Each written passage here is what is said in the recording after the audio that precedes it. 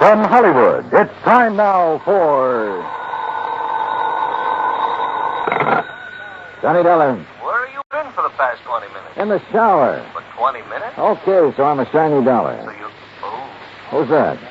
Max Green at Assured Equity. Oh, hi, Max. What's on your mind?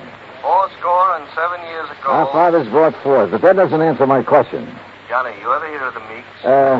New England family, stood away in the Mayflower, speak only to their money. That's the Meeks. What about them? No, not about them. It's about Mariah Meek and Lincoln's Gettysburgh address. She's lost her copy of it. Well, it shouldn't be hard to find her another one. That's where you're wrong, Johnny. Huh? It would be very hard. It might cost us $100,000.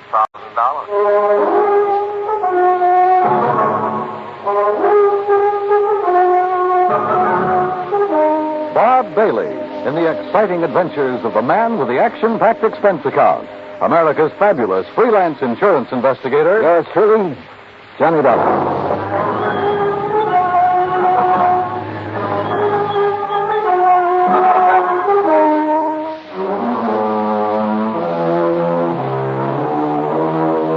Expense account submitted by Special Investigator Johnny Dollar to the Assured Equity and Trust Company, 325 Scott Avenue, Hartford, Connecticut.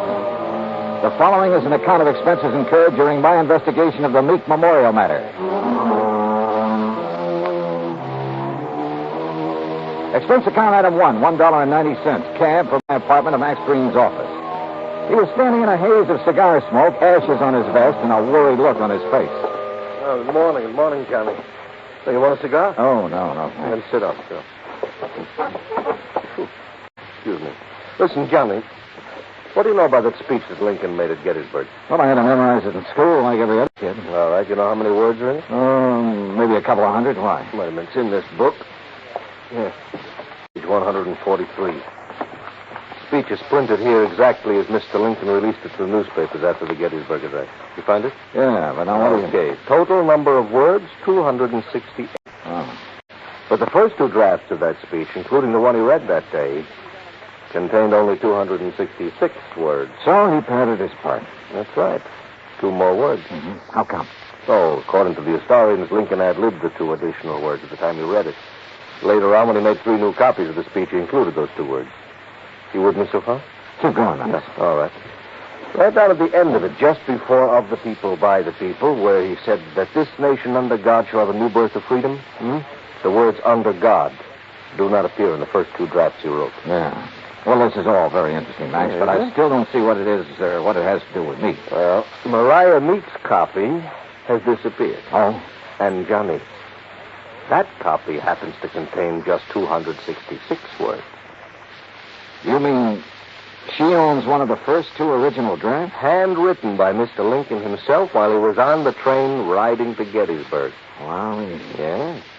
Which is, of course, why we insured it for the full amount it cost us, which is $100,000 even. Of course, you made sure it was authentic before you issued the policy. Naturally. Well, who'd she buy it from? An antique dealer down in Richmond, Virginia, a fellow named Jason Penrod. Uh-huh.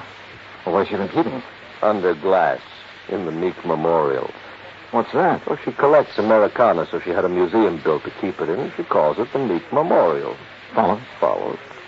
Also follows the most expensive item in the collection, the Gettysburg address, would be the one to disappear. Oh, you're just an old pessimist, Max. You think somebody lifted it?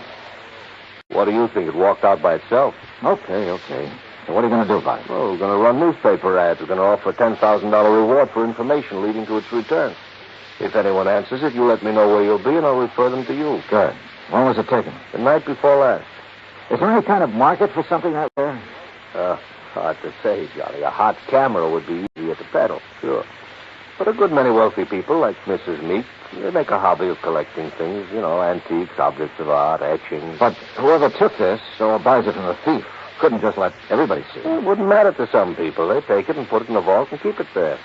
Then what's the point in having it around? Pride of possession. You got something no other collector could own. And, of course, it might not really disappear at all. You're thinking of fraud? $100,000 is a lot of cash.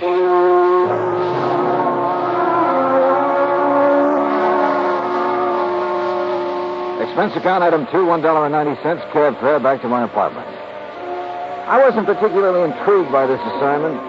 rare documents, like anything else antique, have always seemed to be just one step from decay. And that sometimes goes for the people who collect such things. Item 3, $16.10, transportation, including a round-trip ticket, Hartford to New Bedford, and cab fare to the Waiters Hotel. There was a convention in town, so I was lucky to get a room. After checking in, I called the Meek residence. Mrs. Meek was expecting me and said she'd have her car pick me up. I had just put down the phone when someone knocked on the door. You in there? Depends on what you're looking for. Oh, looking for Mr. J. Jay, did you say? Nobody by that name here. Oh, yeah. I see. I guess I got the wrong room. Yeah, well, why don't you ask down at the desk? Huh? Yeah. Oh, sure. Yeah. Funny. What is it? I cracked the door open again. Watched him walk to the stairs. Then I took the elevator down the 8 flights to the lobby. Half an hour later, I was in the back seat of the Meek limousine heading toward the home out on Buzzards Bay. It was a big, sprawling frame building facing on the beach. About 50 yards behind it, closer to the road, was the Meek Memorial Museum. I was starting up the front steps when the door opened. Mr. Dollar? That's right. I'm Paul Meek. I understand you have an appointment with my grandmother. Right again. Now, come in, please. She's waiting for you upstairs in the sitting room. Okay, thanks. Before you go up, I wonder if I could have a few words with you. Why not? Stay in here, then. You've never met my grandmother, have you? No, I haven't had that pleasure. Some people consider it a dubious one, Mr. Dollar. Oh? Mr. Dollar, this is my wife, Janice. This is me. Hi. How about a drink? Thanks, not just now. How about you, old stick in the mud? You want another one? After a bit, Janice. And if I were you, I wouldn't have any more. But you're not me, are you? You'll have to excuse my wife, Mr. Dollar. We've both been under a severe strain since moving here. Grandmother is blind, you know. No, I didn't know. Her sight began failing about 4 years ago. I'm surprised the insurance agent didn't tell you. Well, Mr. Green was so concerned over the theft of the Lincoln manuscript, I imagine it slipped his mind. Mm-hmm. And just how do you intend to locate that manuscript? I'm not so sure that I can. It'd be a pity if you could. It's just awful. It's grandmother's prized possession. She hasn't been herself since it was stolen. And being quite elderly, well, we're all very much concerned. Oh, my, yes. We're afraid she might die and leave us all that lovely money. Janice. It's the truth. You see, Paul and I don't have any money of our own, Mr. Dollar. We'll never have any until she does die. They're giving it to us now while we're young. You know what she does with it? Spends it buying junk for that silly old museum. Now, look. That's gratitude, isn't it? I bathe her feet, her rubber feet, and do all her dirty work. Janice, you've said quite enough. Mr. Dollar isn't interested in our personal problem. Oh, stick in the mud. All right. I'll be in the den if you want me. And that's the funniest thing I've said all day. If you want me. I'm sorry. She doesn't mean half of what she says. Oh, that's grandmother's signal.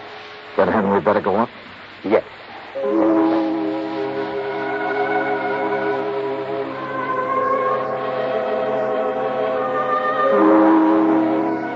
We went up the broad staircase, through a hall, and into a bright, sunny room.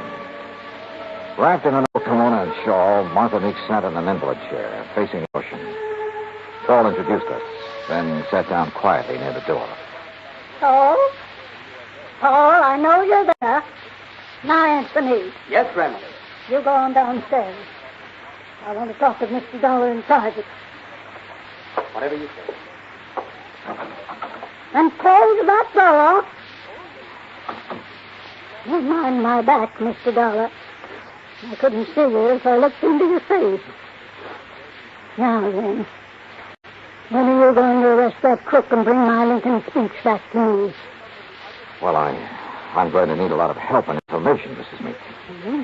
What kind of information? Mostly about the museum. Like what?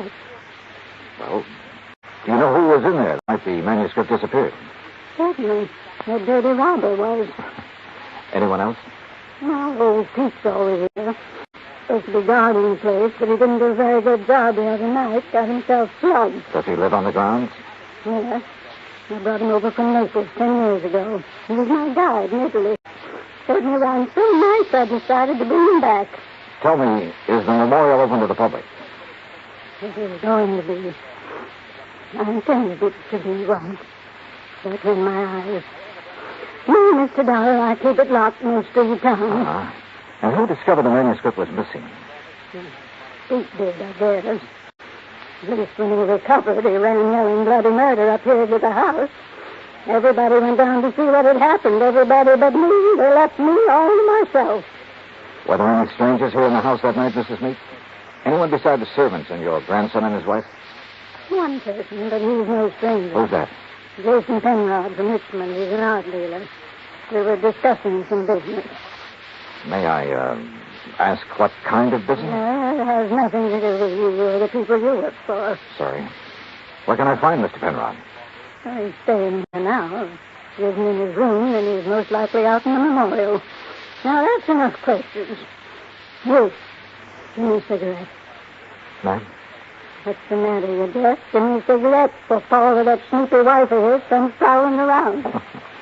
All right, sure. Light me.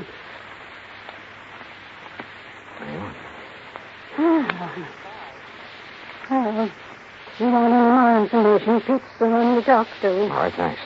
What about your son and daughter-in-law? Were they inside the house at the time of the robbery? You don't suspect them, do you? Right now, I suspect everybody, Mrs. Meek. Mm-hmm. Yes, ma'am. Even you. Well, bless you, boy.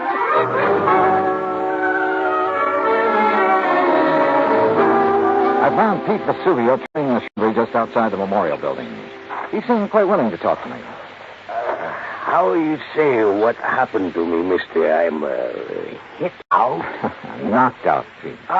Si, senor. And because of this, I do not see anything. Nothing at all, huh? Please, mister, do not use the insult. I am American citizen, first papers. And because of the kindness of my patron, I will soon be second papers. I know by heart the Constitution, United States, Gettysburgh Address, pledge allegiance to my flag. Yeah. You know how I know these things which help me be citizen? Because of my lady, she's letting me work in a place where great papers are for me to read. Because of her, I would not hide anything, mister. Okay, Pete, okay. I'm convinced. But I'm sorry I cannot. Hey, you like to hear me say Gettysburg Address? Well, do it very good. Learn it right from President's own writing. Some other time, Pete. Right now, I have to find Mr. Penrod. He's inside, mister. Counting the treasures. All of the beautiful things that my lady can no longer see. You'll find him in Section L, senor. I found the small, neat-appearing art dealer just where Pete had said he'd be, peering into a glass case crowded with Derringer pistols. He had a notebook under his arm and seemed to be making some sort of inventory. Oh, dear. You gave me quite a fright, sir. Oh, I'm sorry. Well, I wish I could concentrate like that. Oh, well, there's nothing more interesting to me than these fine old pistol things. What histories they must have, Mr. Dollar. Johnny Dollar. Oh, yes, the insurance investigator. Paul told me you were wandering about the place. I suppose you'd like to ask me some questions, hmm? If you don't mind. Oh, no, goodness, no. I understand you were with Mrs. Meek the night of the robbery. That is correct, sir. We heard the shouting. We ran out here just as fast as we could. I was the one who discovered the manuscript was missing. Do you have any idea how the thief got in here? No, unless someone forgot to lock the front door, or unless he had a key. Well, has Mrs. Meek given out many of the keys? Well, in my opinion, too many. Even I have one. What about Paul Meek and his wife? No, I don't think so. They really aren't interested in the museum at all, Mr. Dollar. Oh. Mr. Penrod, I understand you're quite an authority on antique arts and things like that. Well, Isn't taking inventory a little beneath your position? Well, I suppose it is, Mr. Dollar. But, last week when I received dear Mariah's wire asking me to do it, I simply couldn't refuse. She's been such a good customer of mine. Really. Yes. Do you have any idea who might have wanted the Lincoln manuscript? Well, I know several persons who'd love to have it. Give us anything. But I don't know anyone with the nerve to break in here and take it by force. You remember where Paul Meek and his wife were when you heard Pete shouting? They were right in here when I arrived. I see. Well, thanks for... Oh, just one more thing. Oh, yes? If you'd stolen the manuscript... Mr. Dollar. A hypothetical question, Mr. Penrod. But if you had, and you wanted to sell it at a good price with the least danger of being caught, How would you go about it? Well, I take it abroad, of course. I put it on the open market over there. Huh. You aren't planning on going abroad soon, are you, Mr. Penrod? Oh, gracious, no. You know anyone who is? Anyone who Didn't Paul and Janice tell you? Oh, they're flying to Paris Wednesday night.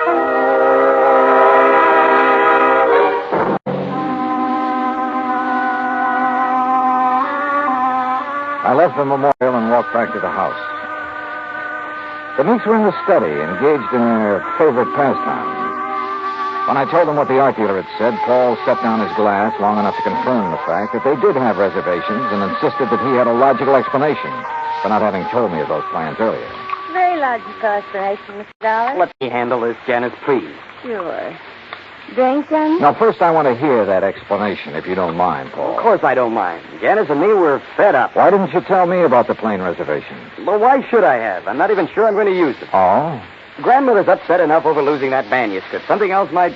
Well, anyhow, if the manuscript doesn't turn up within 48 hours, we're canceling our trip. Oh, no, please. Sorry, Janice, but that's the way it's got to be. She did it.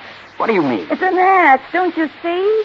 Jason Penrod told her we were going to leave, so she had him hide the manuscript. And now this thing about her being so upset and having such a weak heart. It's an act to keep her precious darling boy tied to her apron string. I don't believe that. Well, just wait. You will. Anything else, Dollar? What does a trip to Paris cost, Paul? Well, it's not inexpensive. Your wife was complaining about being so broke. Haven't you ever heard of flying now and paying later? We have friends in Paris, Dollar. It won't cost as much to live once we get there. We'll worry about paying for our ticket when we get back. Any other questions, Mr. Snooper? Yeah. Later. It was after 7 when I finally got back to my hotel room. I ordered a drink and tried to make some kind of sense out of the information I'd gathered during the day. But it all added up to zero. I called Hartford and asked Max Green to look into the Meek finances. Then I dressed for dinner. I was about to go downstairs when the phone rang. Johnny Dollar. Mr. Dollar, I was told to call you. Yeah? It's about the ad. Yeah? In tonight's paper about something missing from a certain memorial. Go on. Well, I called Hartford Collect. They said to call you. Yeah, that's right. Who is this? My name's not important, Dollar, but that 10 grand reward is. You think you can earn it? You meet me tonight, you'll see. Where? In the alley behind the Bourne Whaling Museum. Be there at 9:30 and be alone. You got it?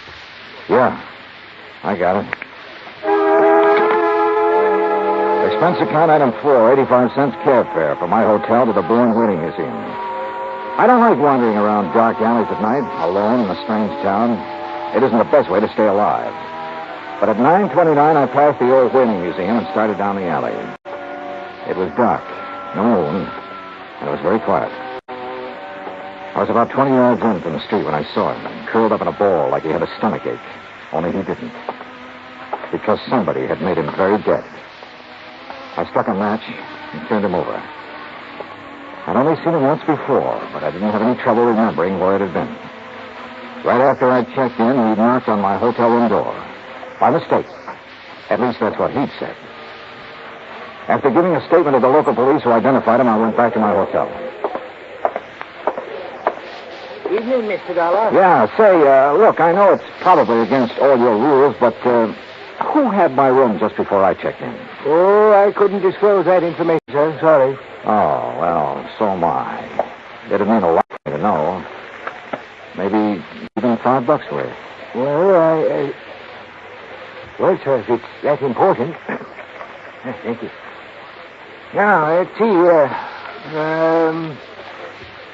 Yes, here it is. Can you read his signature, Mr. Dollar? Yeah, thanks. Just fine. The name I'd seen scrawled on the hotel register wasn't important now. At least not without something more to back it up. There was no law against checking out of a hotel. But there was a law against murder, if it could be proven. And that would be hard to do without finding a motive. So I went back to the Meek house to look for it. I paid off the taxi, that's item 5, and started up the front steps. Oh, hi. Hi, Johnny. I thought it might be you. That's so? Mm-hmm. I hope you aren't mad at me for the things I said today. No, not at all. I've been a very bad girl. But everything's going to be all right now. It is. Mm-hmm. And haven't you heard? Heard what? About dear old grandmother. She had a real bad stroke. Isn't expected to live. You, aren't a bit sorry, are you? Would you be? You and me? Dollar, you mind coming up here? No, none of this, Paul. I'm trying to reach you at your hotel. Thank goodness you've come here. Did Janet tell you? Yeah. How is she? Bad. Doctor's given up. Says it's only a matter of hours. She told me to send for you, Mr. Dollar. Huh? I don't know why. I've never been able to figure out a lot of things she did. Why, where is she? In there. Old Pete's with her, but go on. Thanks. With a increased devotion to that cause for which they here gave her the last. Who is it? Oh, it's Mr. Dollar, my lady. Hello, Mrs. Meek. Oh, thank you for coming, Mr. Dollar. I go now. No, wait. Mr. Dollar, you have a moment, haven't you? Of course. I promised Pete the last time I visited the museum. I promised I'd let him recite some of the things he'd learned while working there. Haven't been able to keep that promise till now. Now, go on, Pete. Please. Yes, my lady. They here gave her the last full measure of devotion. That we here highly resolve that these dead shall not ever die in vain. That this nation under God shall have a new birth of freedom. And that the government of the people, by the people, for the people, shall not perish from the earth. Thank you. That was wonderful. Thank you, my lady. Now I go. Well, Mr. Dollar, I have a confession to make to you. Yes? I lied to you. Oh, I'm sure it wasn't a very big lie, Mrs. Meek. Oh, but it was. I told you the business Mr. Penrod and I were discussing the night of your birthday. Yes? I told you it had nothing to do with you or the people you work for, you know. Yes, ma'am. Oh, it was a lie. I'm broke, Mr. Dollar. All I have left in the world is this house and the things in the memorial. I see. That's why I sent for Jason Penrod. He purchased most of my treasures for me. He's evaluating them now. The Paul and Jonas will know what they're worth when they go to sell them, which they'll do immediately. Mrs. Meek, don't you think you should try to rest now? Will you give me a cigarette? No, ma'am. Sorry. And you must rest. Yeah. There isn't much else to do, is there? Good night, Mr. Donovan.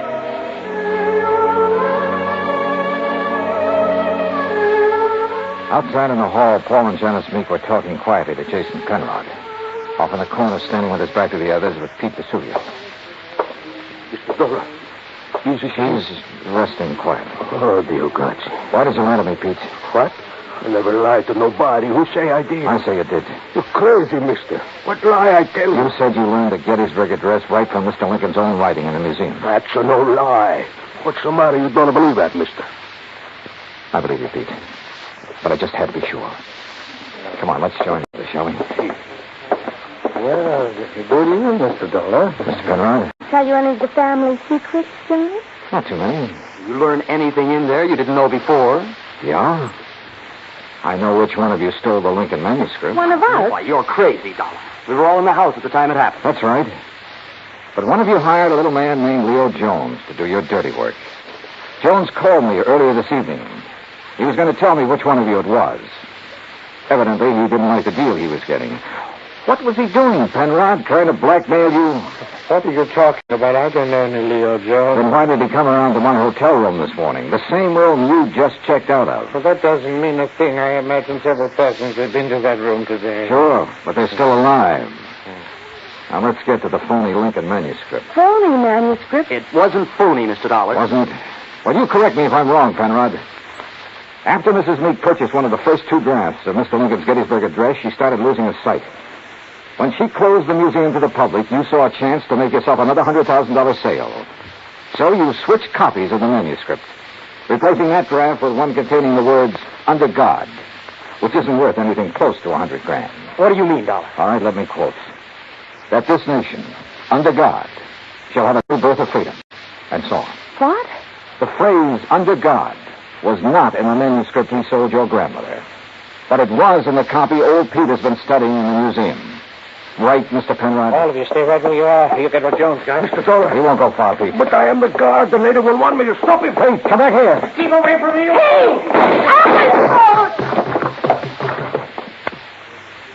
Come on.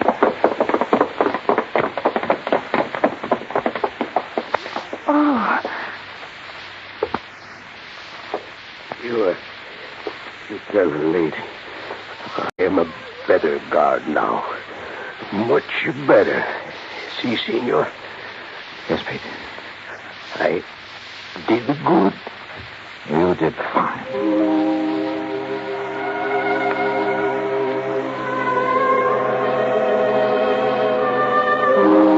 Pete Vesuvio will live to apply for a second papers.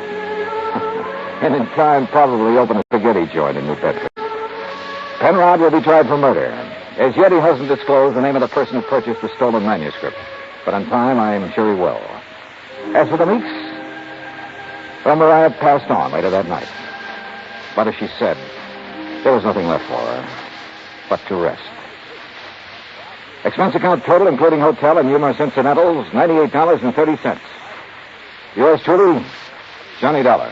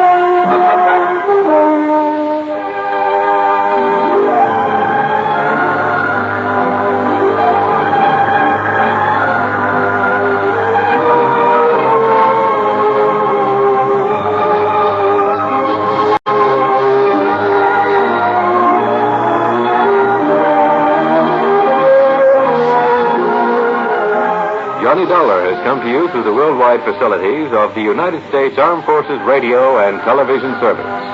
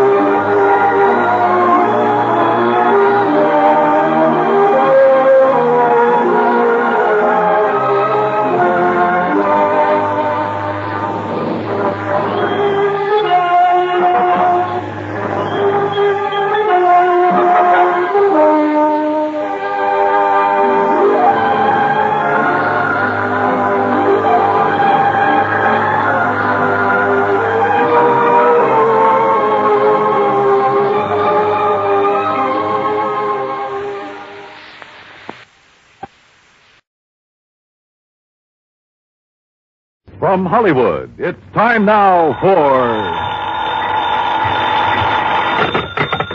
Johnny Dollar. Dave Lawler, Johnny, over at Surety Mutual and Trust Company. Oh, hi, Dave. Long time. Yeah, I know. Listen, do you own a pair of dark sunglasses and some real loud sports shirts? Mine are so loud I have to keep them in a soundproof drawer. Great. But where you'll be at this time tomorrow, nobody will give him a second look. Oh? Like where? Well, according to the travel folders, it's, quote, the land where the summer spends the winter, unquote. In other words... Palm Springs, California. Dave, you're on. Good. But don't forget, this can be pretty expensive for your company. Oh, more than you know, Johnny. $75,000 hard cash. Ah, oui. Unless you're able to prove the bracelet Dan Galloway gave to his child bride wasn't really stolen. For a trip to Palm Springs at this time of year, I think I could prove anything.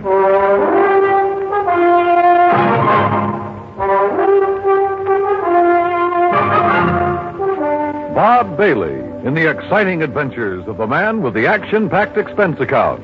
America's fabulous freelance insurance investigator. Yours truly, Johnny Dollar.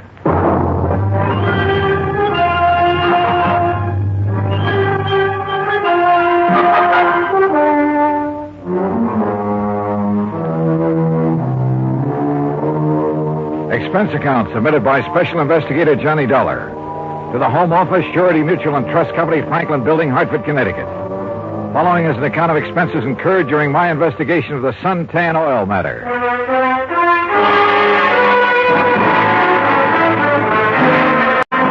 Expense account item 1, $197.40. Airline fare and incidentals, Hartford to Palm Springs, California. I registered at La Casa de Paz on South Palm Canyon Drive, changed into casual clothes, and sauntered over to police headquarters. Detective Sergeant Lacey was about to leave for lunch, so I went along with him. Yeah, Dollar. You'd be surprised at how much stuff is lost in this town during the course of just one season. The report we got says it was stolen, Sergeant. Oh, sure. But I doubt it. A $75,000 bracelet, just 5 days old? That'd be a little careless of the lady, wouldn't it? Well, if you were married to one of the biggest wildcatters in the oil business, maybe you could afford to be careless. What about Dan Galloway? Didn't you say he was drilling somewhere around here? About 80 miles south, in the middle of the desert, down by Salton Sea. Salton Sea. Oh, that's really a big inland lake that lies way down below sea level, isn't it? Want to bring me a check, Dottie? You're 245 feet below sea level, Dollar. There's oil there? Dan Galloway figures it this way. One of the most successful new fields that's been worked in years is deep under the Gulf of Mexico off the coast of Louisiana. There are a lot of salt domes down there, and underneath them are big pools of oil, millions of barrels. So, why not under the Salton Sea, which is all salt deposits? Who knows? Maybe he has something. Anybody else drilling down there? Just Galloway. Who else needs it? I mean, any more than he does. Well, does he? All yours, Dottie. How would I know if Galloway needs it? But there has been talk around. You know. But if he's hard up, how could he afford that fancy bracelet last week? Yeah, or the snazzy Italian sports car the week before that. I don't know either, Dollar. What about his wife? Oh, that Roberta. What a doll. And in 3D, if you know what I mean. How an old coot like him could ever latch onto a pretty little chick like her? Rough. I take it Roberta's somewhat younger than her husband. Oh, not more than 35, 40 years. Oh, I see. How long have they been married? 2, maybe 3 years. Down in Dallas, I think it was. She's a Texas girl. Well, is it working out? I mean, are they happy? There's talk about that, too. What kind of talk? Oh, it's really just small-town gossip for the most part. Ever hear of Sonny Wyman? Wyman? No. Well, Sonny's around Roberta's age. One of those kids who came up from nothing, but all the time knew exactly where he was going. You know, made a point of meeting the right people, shaking the right hands. Real nice kid, too. What's he do? Well, when the season's over here, he works Pasadena, Beverly Hills, and L.A. Always has something that'll intrigue his wealthy friends. This season, it's Italian sports cars. Cosmo Romas, I think they are. And he's the one who sold the Galloways theirs, huh? He sold Roberta hers. Any angle there in connection with the bracelet? There is. You let me know. Well, if there isn't, what have you been working up to? Well, actually, nothing. You see, I still believe it was lost.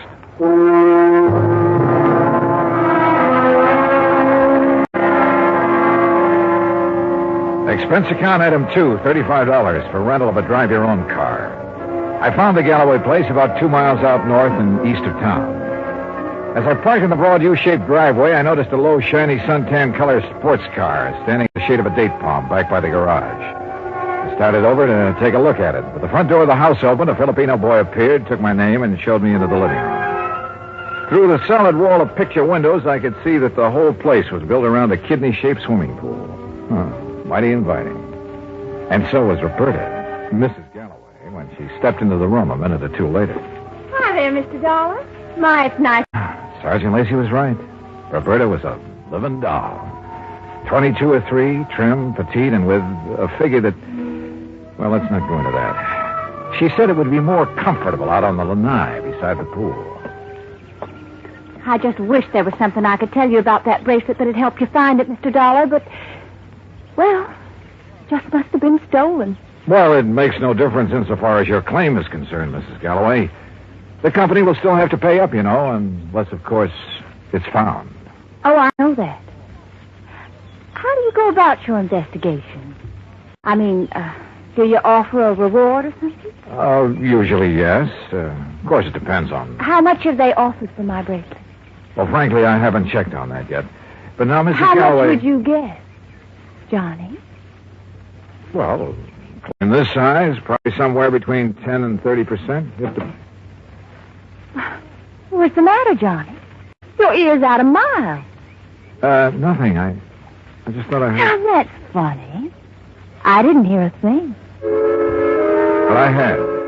Quick footsteps somewhere in the house. The door opened and closed. Then a few seconds later, the unmistakable growl of a high-powered engine thundering out through twin straight pipes. Oh, that. Probably some hot rod fan in the neighborhood just drove by. Aren't they She prattled on for another hour or so and again asked about possibilities of a reward for her bracelet. But so far as helpful information was concerned, she came up with nothing. So I excused myself and drove back to town. The driver of that sport car. I also wanted to check with Wilhoit Van Hook, the jeweler who had sold the bracelet. I found his shop on Palm Canyon Drive, a small place, but very ultra. As I was about to enter the door... Hey, Mr. Dollar, got a minute? Oh, yeah, sure. 2 or 3 minutes. And I like your car. Mr. Wyman, isn't it? That's right. How'd you know? How'd you know mine? Yeah, real cloak and dagger stuff, huh? You knew I was out at Berta's house, didn't you? Well, it seemed pretty obvious when I heard you hot-footed for the door, and then heard this pint-sized monster of yours barrel off. Hey, you wouldn't like to buy a Cosmo Roma, would you? The real dilly? Oh, I'd like nothing better, but I'm out here on a job. Yeah, I know. That's what I wanted to talk to you about. Well, you know anything that'll help me? Not much, I'm afraid. But I'll be glad to tell you anything I can. You going in to see Willie? Willie? Yeah, you know, Wilhoit Van Hook, the jeweler. Oh, Wise? Yeah. Why? Do you know him? Know him? I sold him one of these. One exactly like mine. And we're both going to be in the rally they're holding next Sunday. You ever see a good sports car race? No, I'm afraid not. Well, we'll soon fix that. And look, after you've talked to Willie, if you want to go down to where Dan Galloway is drilling his new well, I'll be glad to give you a lift. Good idea. But I don't want to take you out of your way. Oh, not at all. I was going that way anyhow. Besides, I thought it might give us a chance to talk a little. Sure, Wyman. Why not?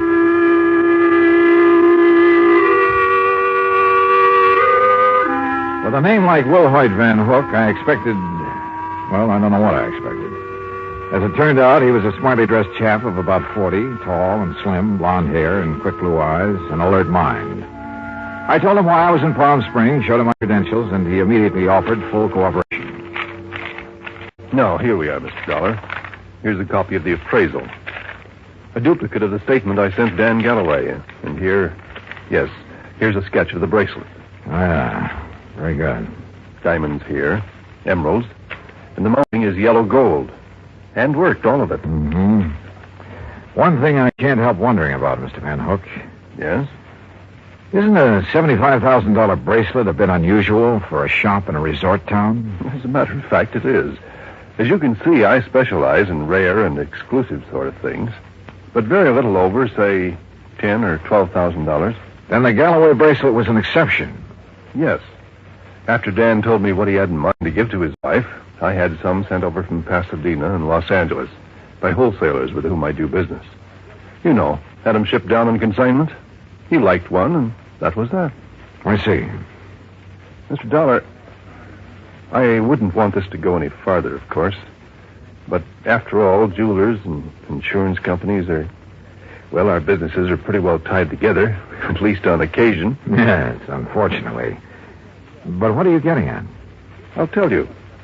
2 days after the bracelet was delivered, One morning, just as I was opening up, Dan came in here. So? He was ill at ease, looked worried. He said he had to have some cash quickly. He asked if I could possibly refund his money. Oh? Did you? No, because I couldn't. Things have been rather slow for me this season. Quite frankly, I'd used all I'd made on the bracelet to pay up some old bills. I told him as much and that I was sorry, but I just couldn't help him. Did Galloway say why he had to have that much cash right away? Yes. Well? I don't know much about oil drilling, but as I understand it, his test well is down some 400 feet further than he'd planned on going. And the day before he came in here, something on his rig had broken loose and left him with a highly expensive repair job before he could proceed any further. Apparently, it was all very serious and very expensive. Strange his wife didn't seem to be bothered. I just talked to her. Berta? Believe me, Mr. Dollar, she wouldn't be. In fact, I doubt if she even knows. Oh? Figure it out for yourself. A man of nearly 60 who has to give bracelets and fancy cars to his wife to keep up her interest. Well, you'd hardly expect him to tell her that kind of news, now would you? No, I suppose not. Especially if he's worried about the competition. And if you ask me, he has competition. If only he could see it.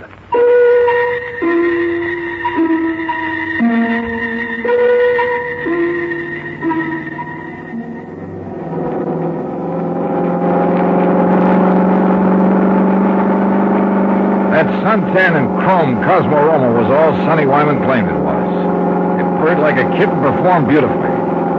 But I was more interested at the moment in what Sonny wanted to talk about. Johnny, I'm going to be perfectly blunt with you. I'll go along with that. Out at the house a while ago, I felt pretty foolish when you arrived, and Berta insisted I hide until she could get you out on the lanai. Did she have any particular reason? Well, you see, we know that... Well, there's some talk going around about Berta and me. Any truth in it, Sonny? A little, I guess. You saw her. Oh, yeah? I mean, there's nothing serious between us. It's just that, well, with Dan away so much of the time, we have fun together. Yeah, sure. Now, what about the bracelet? You mean who might have stolen it? That's the general idea. I don't know. I have no idea. That, sound funny to you? Should it? Well, after all, Dan and Berta keeping their house open to everybody. People in to swim, play badminton, cocktails, barbecues. I guess half the population of Palm Springs has been there at one time or another. And even if it weren't an invited guest, why, it'd be simple for someone to just sneak in and walk off with it. Providing, of course, they knew where it was kept. Well, yeah, someone who was close enough to... Yeah, I heard Berta ask you about a reward for it. You think a big enough reward would turn it up? I would think so. I understand that stolen jewelry brings about 20 cents on the dollar. Sometimes it brings 20 cents. Sometimes 20 years. Well, yeah. Well, I just wondered. How's the car business doing, Sonny? Oh, great. It's really one of the reasons I'm driving out this way. Oh, a prospect? An oil-rich Indian or a well-to-do prairie dog? Hardly. No, I told you we were having a sports car rally on Sunday. Well, being the promoter, so to speak, I'm going down to check the course. If you're still around, you ought to come. Oh, maybe I will. Having some good events, too. Willie Van Hook and I are running a match race. He's quite a bug, you know. And ever since I sold him the twin to this job, he's been working it over. Special carburetor, racing cams, everything. Yeah, no wonder I can't afford this kind of stuff. Oh, man. You'd be amazed at the amount of money that changes hands. Hey, wait a minute, Sonny. Isn't that an oil rig over there? Yeah, Dan Galloway's. The rig itself's about 50 feet out in the lake. The shack or office or whatever you want to call it's over the other way. You see? About a quarter of a mile beyond those Joshua trees. I'll drive you over. He did. There was an old car parked near the shack, so we figured Dan Galloway must be inside. Sonny Wyman dropped me in front of it, then took off in a cloud of dust and exhaust gas. I picked my way between the cactus plants, opened the door without knocking, and barged right in. Mr. Oh, hello. No use asking if Mr. Galloway is here. I can see he isn't. No, he isn't. Is it all right if I wait? I'm Johnny Dollar. I'm Mrs. Galloway, Mr. Dollar. Huh? Hell, that is, I'm the first Mrs. Galloway. The former. The one who scrimped and saved while Dan was booming around every oil field all over the country trying to make his score. I'm the forgotten Mrs. Galloway. Oh, yeah. Well, I'm sorry. Are you expecting him back soon? Who knows? been waiting here 3 hours. But I'll wait 3 days if I have to. Promises, that's all. Promises. What do you mean, Mrs. Galloway? After working to help him the way I did for all those years, and then to be tossed over for somebody else who never did a lick of work in her life. Oh, sure. Give me anything I want if I let him free. So what have I got? Promises. Well, I'm sorry. But getting all upset isn't going to help. Well, wouldn't you be upset if you had more than $18,000 in back alimony coming to you? And with them living like royalty? Oh, I see. Well, he's not going to keep on getting away with it. That's why I'm here. Well, now that gun in your handbag isn't the answer, I'm afraid. How'd you know? I've seen that kind of bulge in a handbag before. You really have ideas about using it on him? Well? Why? Oh, I don't know. There's times when I feel as though killing would be too good for him. Then there are other times when... Oh, I don't know. Well, here, better let me No, have it. leave me alone. Well, I'm not going to sit here and try to make sense with somebody as upset as you are who has a gun. Well, how would you feel? What would you do if you were me? How should I know? But killing him isn't the answer. Isn't it? Or sitting here shouting at me. Who are you anyway? What are you doing here? I came out here to see your husband, your ex-husband, on business. What kind of business? A friend drove me out here and figured Dan would drive me back. But since he isn't around, there's no point in my staying here. Or you either. Well, maybe you aren't You going have to a say... car, so you and I are driving back to Palm Springs. I'm not leaving here till I see Dan. Until I get some money from him. Or see him dead. Maybe he's at the well. All right. Maybe he is over there. Now, come on. Why I took this on, I didn't know. But I couldn't leave that slightly frantic woman sitting there, waiting, with murder in her heart. For all I knew, she'd murdered Dan already. Better inspect the gun later. The road down toward the oil rig was just a pair of ruts in the desert sand. Then just as we cut in between some yucca plants and a wind-blown Joshua tree, I slammed on the brakes. There, in the middle of the trail, lay a man's body, crushed and twisted. Dan Galloway had been carefully, repeatedly, run over by a car.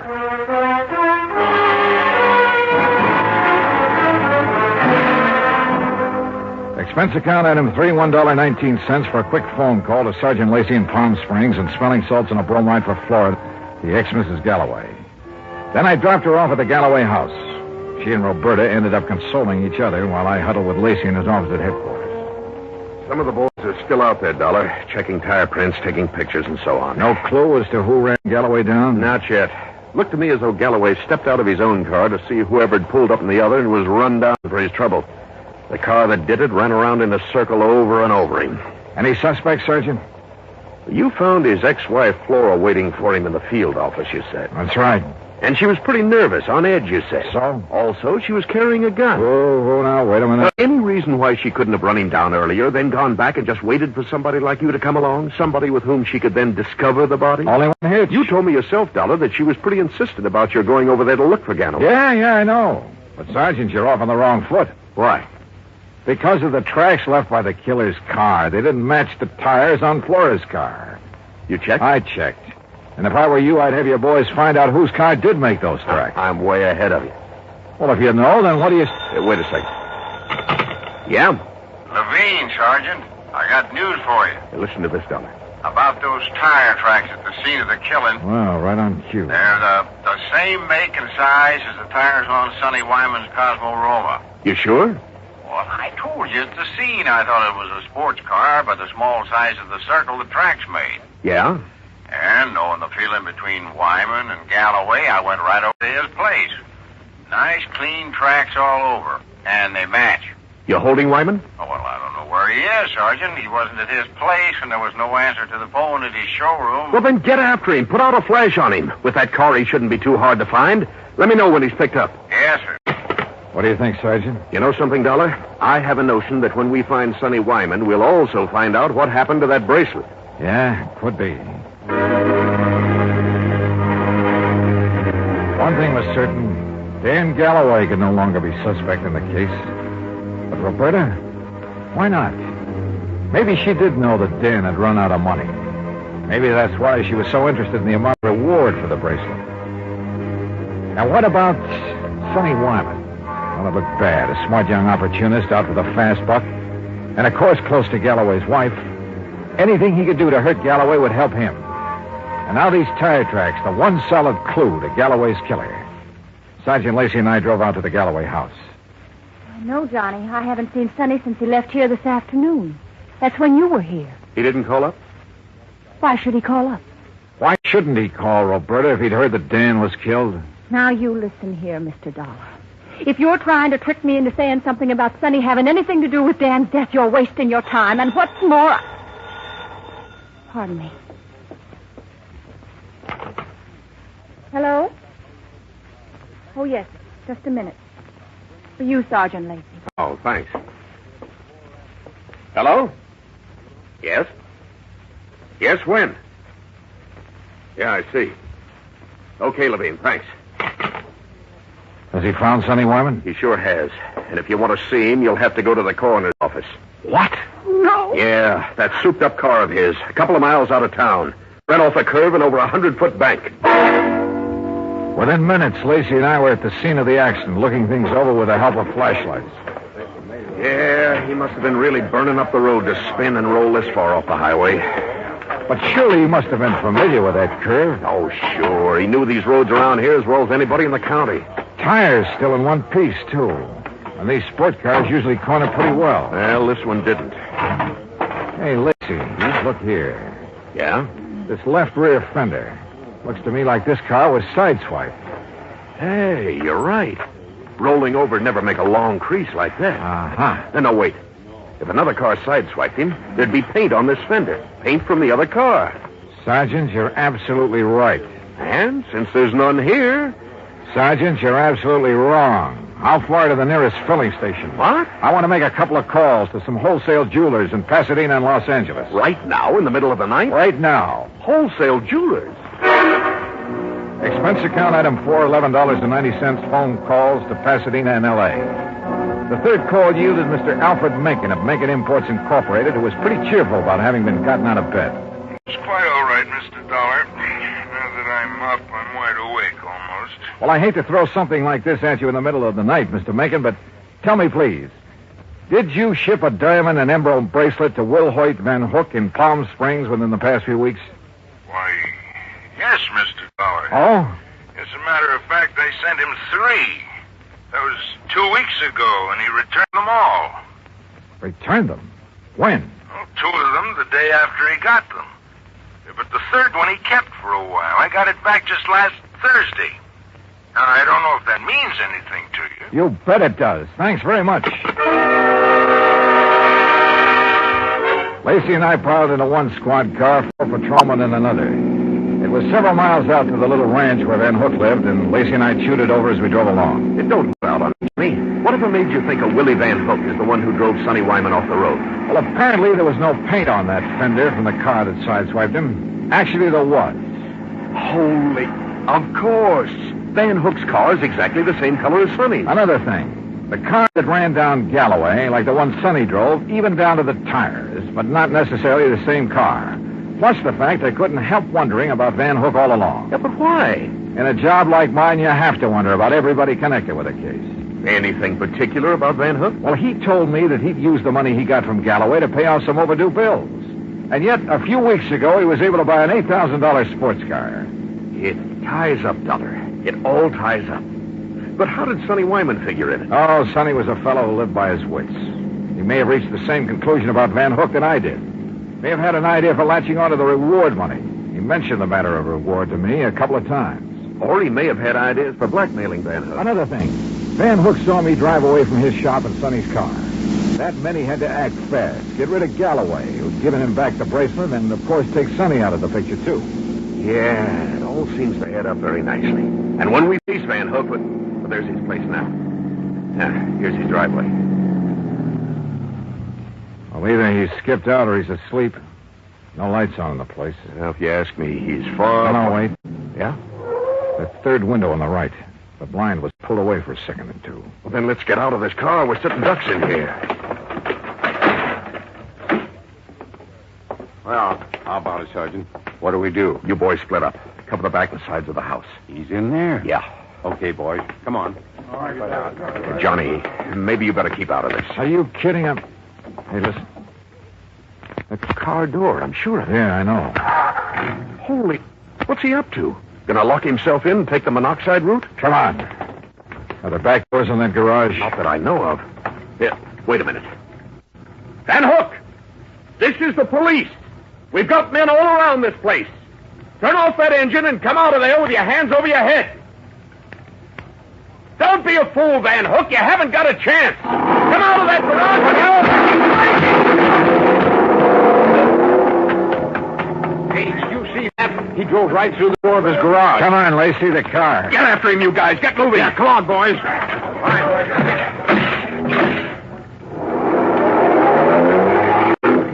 Crazy. He's getting into the side-swiping habit. See what he did to that other patrol car? Yeah, they're okay. They're off and tailing us. Come on, step on it, Lacey. This is one time we ought to have a Cosmo Roma. Well, maybe he can outrun us, but with two cars on his tail, he may get careless, take chances. If so... Yeah, hang on. Oh! Lacey, you could qualify for some of those road races yourself. That guy's out of his head. Main highway like this, full of trucks and trailers. Oh, don't worry about those guys. Those interstate truckers will give you a clear road after them. They're the best drivers in the country. Come on, hit your siren. You're right. Hey,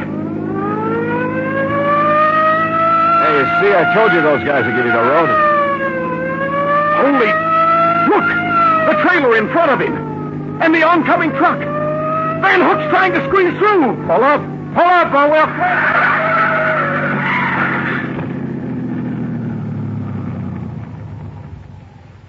Well, he squeezed through all right. Squeezed right through the pearly gates.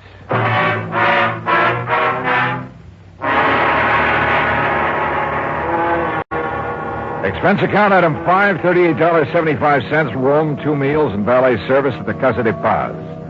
Item 6, $191.60, airfare and incidentals, Palm Springs, California, back to Hartford.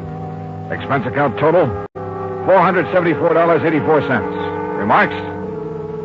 Well, justice is done in pretty strange ways sometimes. Kind of makes you think. Maybe it pays to tread the straight and narrow, doesn't it? Yours truly, Johnny Dollar.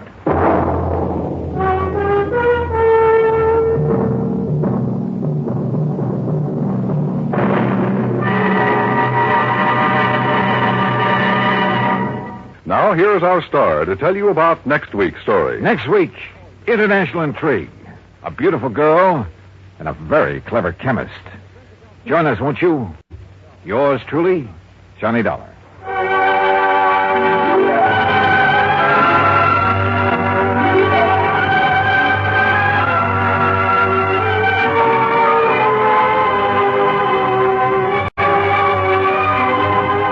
Yours truly, Johnny Dollar, starring Bob Bailey, originates in Hollywood. It is written by Paul Franklin and is produced and directed by Jack Johnstone. Heard in our cast were Barbara Eiler, Paula Winslow, Horace Lewis, Frank Nelson, Sam Edwards, Austin Green, and Shep Menken. Musical supervision is by Amerigo Marino. Be sure to join us next week, same time and station, for another exciting story of yours truly, Johnny Dollar.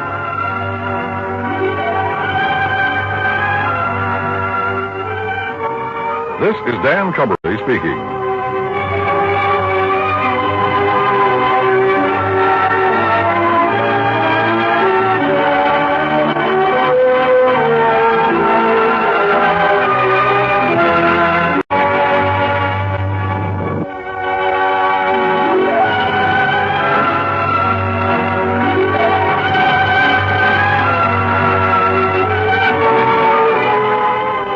Johnny Dollar has come to you through the worldwide facilities of the United States Armed Forces Radio and Television Service.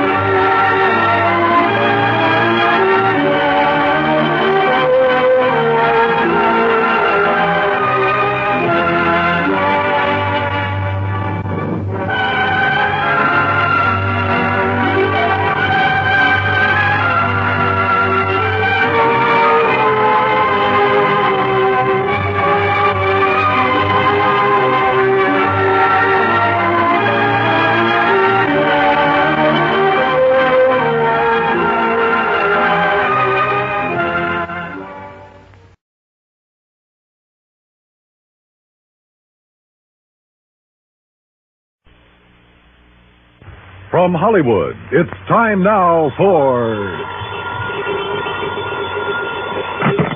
Johnny Dollar. This is Harry Branson at Philadelphia Mutual Life and Casualty Company. Oh, hello, Harry. What's with you? John, I have a case I'd like you to handle for us.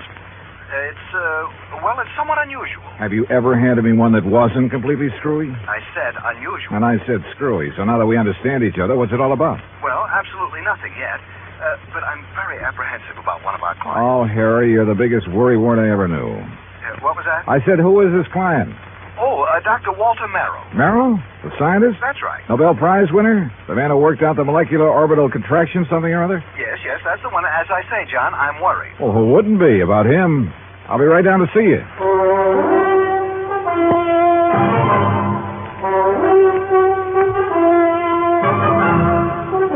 Bob Bailey in the exciting adventures of the man with the action-packed expense account.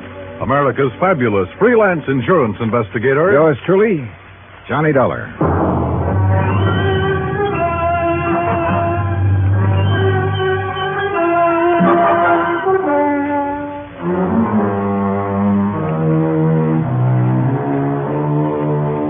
Expense account submitted by Special Investigator Johnny Dollar to the Philadelphia Mutual Life and Casualty Insurance Company in Philadelphia. Where else?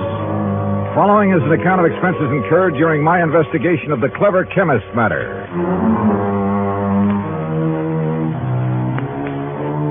Expense of transportation and incidentals, Hartford to New York to Philadelphia. I didn't even stop to check my bag, but headed directly for the Philly Mutual building on Walnut Street. Harry Branson is a good insurance man, but a great worrier. Nonetheless, he'd given me some pretty important, too. And after all, what do we live for? There you are. Keep it simple. Thanks, Doc. John, what took you so long? Oh, now, what's the matter, Harry? Forget to pay the rent on your office or just forgot the key? No, John, as a matter of fact, I have the key right... This is hardly the place for levity. Oh, surely you haven't been waiting here on the sidewalk ever since you called me. No, I haven't, but by checking plane schedules, I was able to determine when you'd arrive almost to the minute and not wanting to waste time taking you upstairs to the office. Pretty urgent matter, huh? For you should be here shortly. What? Well, now, usually I arrange these things myself, Harry. Yes, and how we pay of you. Oh, Harry, you touched me to the quick. Oh, now, please don't misunderstand me. I don't mean that there's ever anything really dishonest about your expense account. Well, you ought to. Believe me, I'll pad it to the hilt if I think I can get away with it. Anyway, the most important reason for engaging the car was so that you can leave immediately. Malaga? Yes, New Jersey. Is that where Dr. Merrill is? Yes. As is his custom, he chooses to work in some isolated spot where he can't possibly be disturbed. He and his colleague, that is. Colleague? I always heard that he worked alone, freelance. And you heard right. However, he now has a Professor Theodore Nash with him. Nash? One of according to Dr. Merrill. Never heard of him. John, they're working together on what I'm sure is some top secret project. Oh? Oh, see, wait. Didn't Merrill have something to do with the early rocket experiments? Precisely. Which is why I suspect their present work may have something to do with the space satellite or intercontinental missiles or something of the sort. Yeah, possible. But what has all this got to do with you? Their insurance. Dr. Merrill has had a policy with us for some years. $25,000. Oh, and he took out a policy for $10,000. Beneficiary?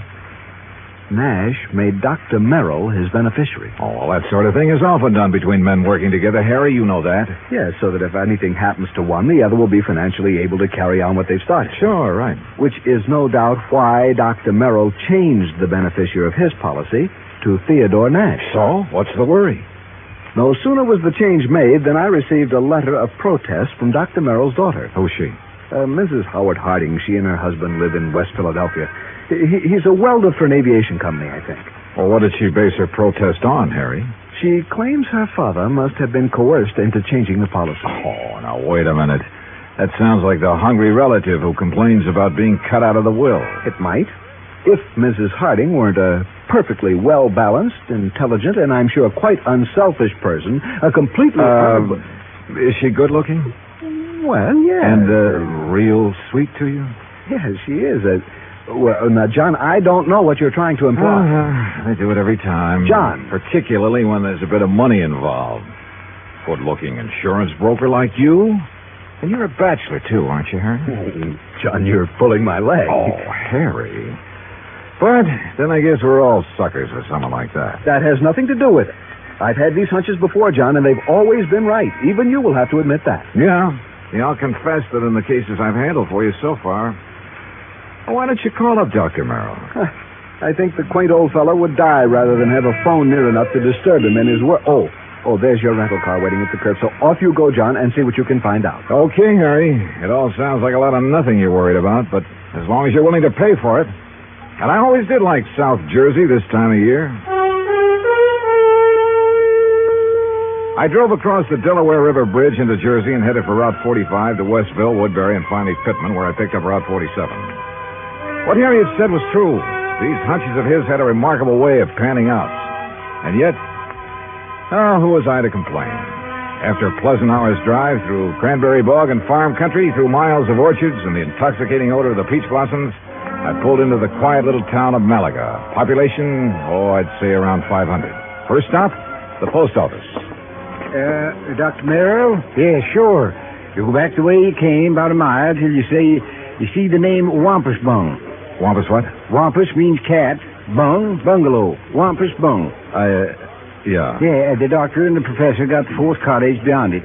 White one with a fence around it. Yeah, good, thanks. And if you don't mind, you can take their mail out to them. They haven't been in to pick it up 4 or 5 days now. Oh? Nothing wrong, is there? Well, who'd know? The way those two keep to themselves.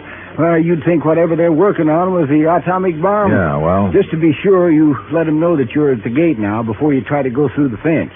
Oh, what's that supposed to mean? The professor sees you prowling around, he's liable to take a shot at you.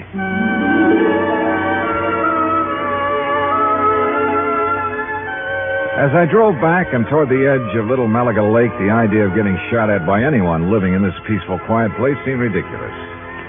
The lake itself, by the way, looked pretty inviting. I made a mental note to come back here on my own sometime after the fishing season opened. As the postmaster had indicated, the fourth cottage beyond Wampus Bung was heavily fenced in, so I gave notice of my arrival.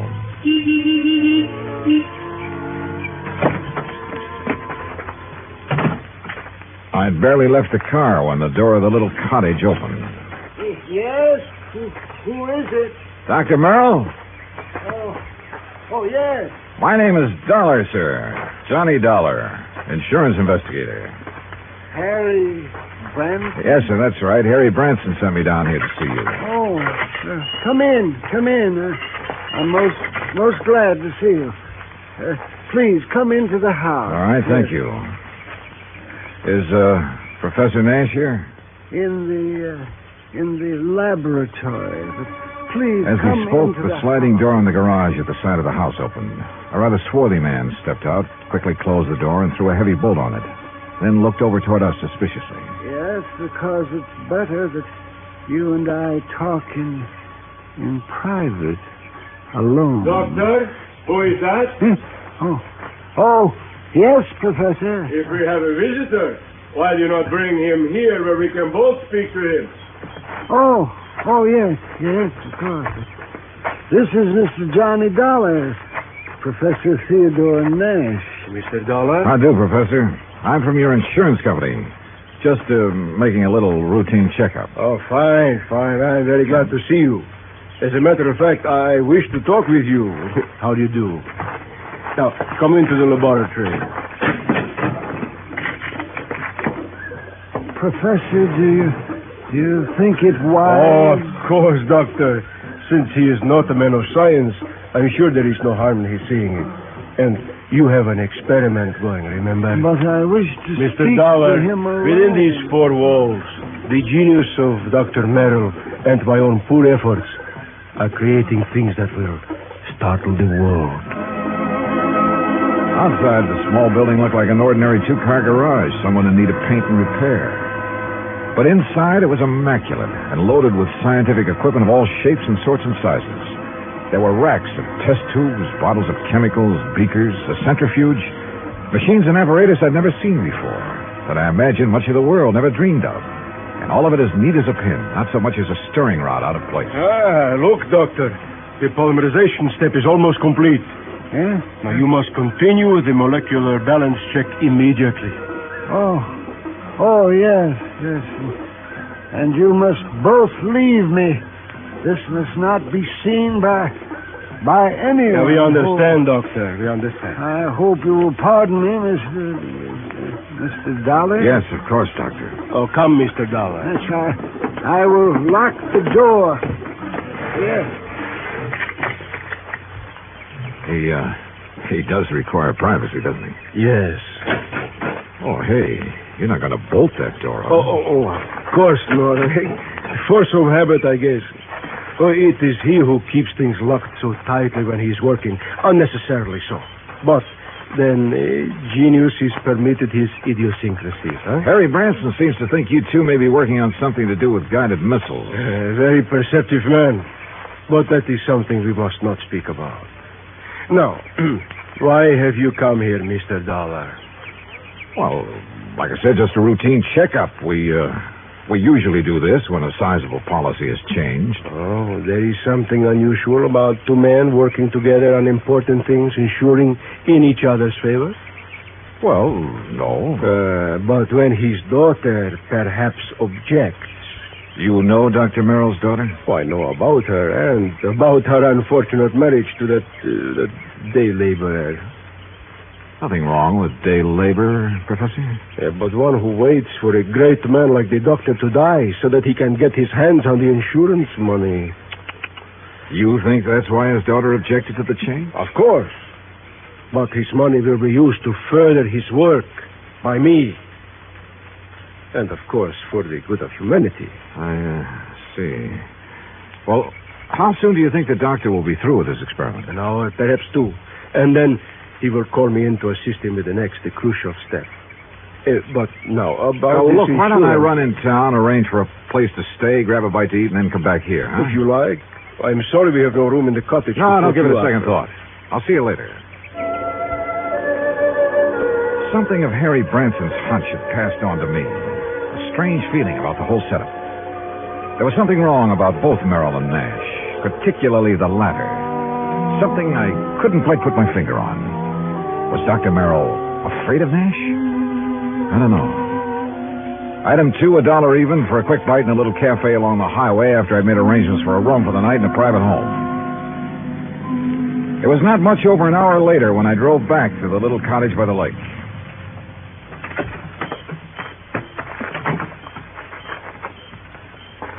And then I heard it. Someone pounding on the door of the laboratory from the inside. Someone calling for help. Professor! But the lock's on the inside. Turn the lock. What? Hold here on the... Oh, what do you... Oh. Thank you. Good Lord, Professor, what happened to you? You look like you've been run over by... Dr. Merrill. Too late. Too late. Professor, what happened here? He beat me. Threw acid at me. The doctor? No, the man. Then he killed the doctor with a gun. He killed him. Who, Professor? Who? I don't know.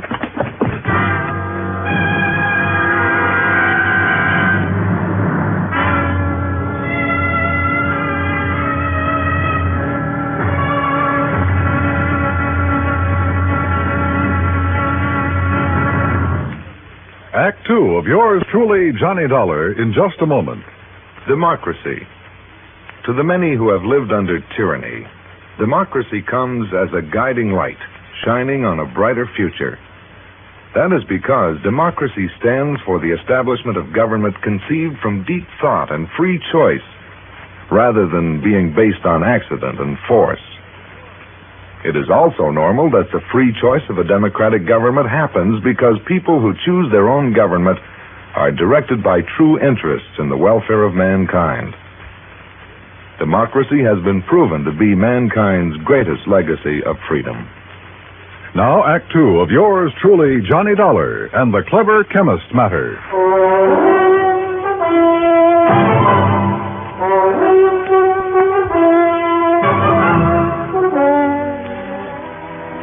Expense account item 3, $10 for the services of one Dr. Frederick Foote, the only resident medico in the little town of Malaga, New Jersey. After pronouncing Dr. Walter Merrill dead, he took the badly beaten Professor Nash to his office clinic. While waiting for Nash to get in good enough shape to talk, I ran up item 4, 10 cents, phone call to the sheriff, who promised to come over as soon as he could enlist the aid of the nearby state police. Finally, Dr. Foote gave the word. But I suggest you talk with him as little as possible, Mr. Dollar. In pretty bad shape, huh, Dr. Foote? The intruder not only beat him severely, but threw a bottle of acid in his face. Oh? Professor Nash will never have the use of his left eye again because of that nitric acid. Has Nash said anything that might help us identify the assailant and killer? No? Now, please don't talk with him too long. Professor? Yes. Yes. Hello, Professor. Oh, Mr. Dollar. I will never see again with my left eye. He has told me. Yes, I know. I'm sorry. But the great Dr. Merrill, he is dead. What a loss. Professor. Professor, tell me, did you see the man who attacked you? Yes. Can you describe him at all? Yes, young. Not more than 30. 5 feet. 6 or 8, very heavy, yes. stocky, and black curly hair. Yeah? Hands like a working man, laborer. Have you ever seen this man before? No, Oh, here. Some water. Thank you. Do you know why he came in and attacked you and Dr. Merrill? No. Was he after something there in the laboratory? No, only to kill Dr. Merrill. I tried to defend him. I'm sorry, Mr. Dollar, but I think that's enough. Yes, okay, Dr. Foote. I think I've heard enough. I managed to get back to the cottage by the lake before the police arrived and came up with one very damning piece of evidence. In one of the bedrooms, I found a picture of a wedding couple. It was inscribed, "Love to the dearest father in the world." And next to the bride stood a man who answered perfectly the description Professor Nash had just given me. The husband of Dr. Merrill's daughter, Howard Harding. And then I thought of what Nash had said about Harding. His antagonism, his conviction that Harding was the one who resented the change in the insurance policy. But there was something else, too. That had happened when I talked with Nash in the doctor's office that... By the time I got back to the laboratory, the sheriff and state police arrived. The sheriff, I'm afraid, mussed up any prints that might have been left on the bottle of acid. However, in the weeds outside, a state trooper found a pistol, a .38 caliber Luger that had killed Dr. Merrill. Fingerprints had apparently been wiped off, but the gun was carefully... Fingerprints. Before taking off on a mad dash back to Philadelphia, I stopped at Dr. Foote's and picked up one water tumbler. Item 5, $3.70 for a tank full of gas. Item 6, 50 cents. Parking in Philadelphia as close as possible to Harry Branson's office. John, what have you found out about Dr. Merrill? Harry, he's dead. What? Oh, dear. Now listen, write down the address of Mr. and Mrs. Howard Harding for me. His daughter, does she know? No, she doesn't know yet, and I hope I can avoid telling her before I write it down, will you, man? Well, yes, of course. Take this. Don't unwrap it, but see that it gets to Ray Kemper at the Federal Bureau, fast. I'll check with him about it later, thanks. But, now, John... Harry, this is one time this expense account of mine is going to save you a lot of money. I think. I don't know how many red lights I skipped on the drive out to West Philadelphia, but I felt like a hound dog in a hot scent.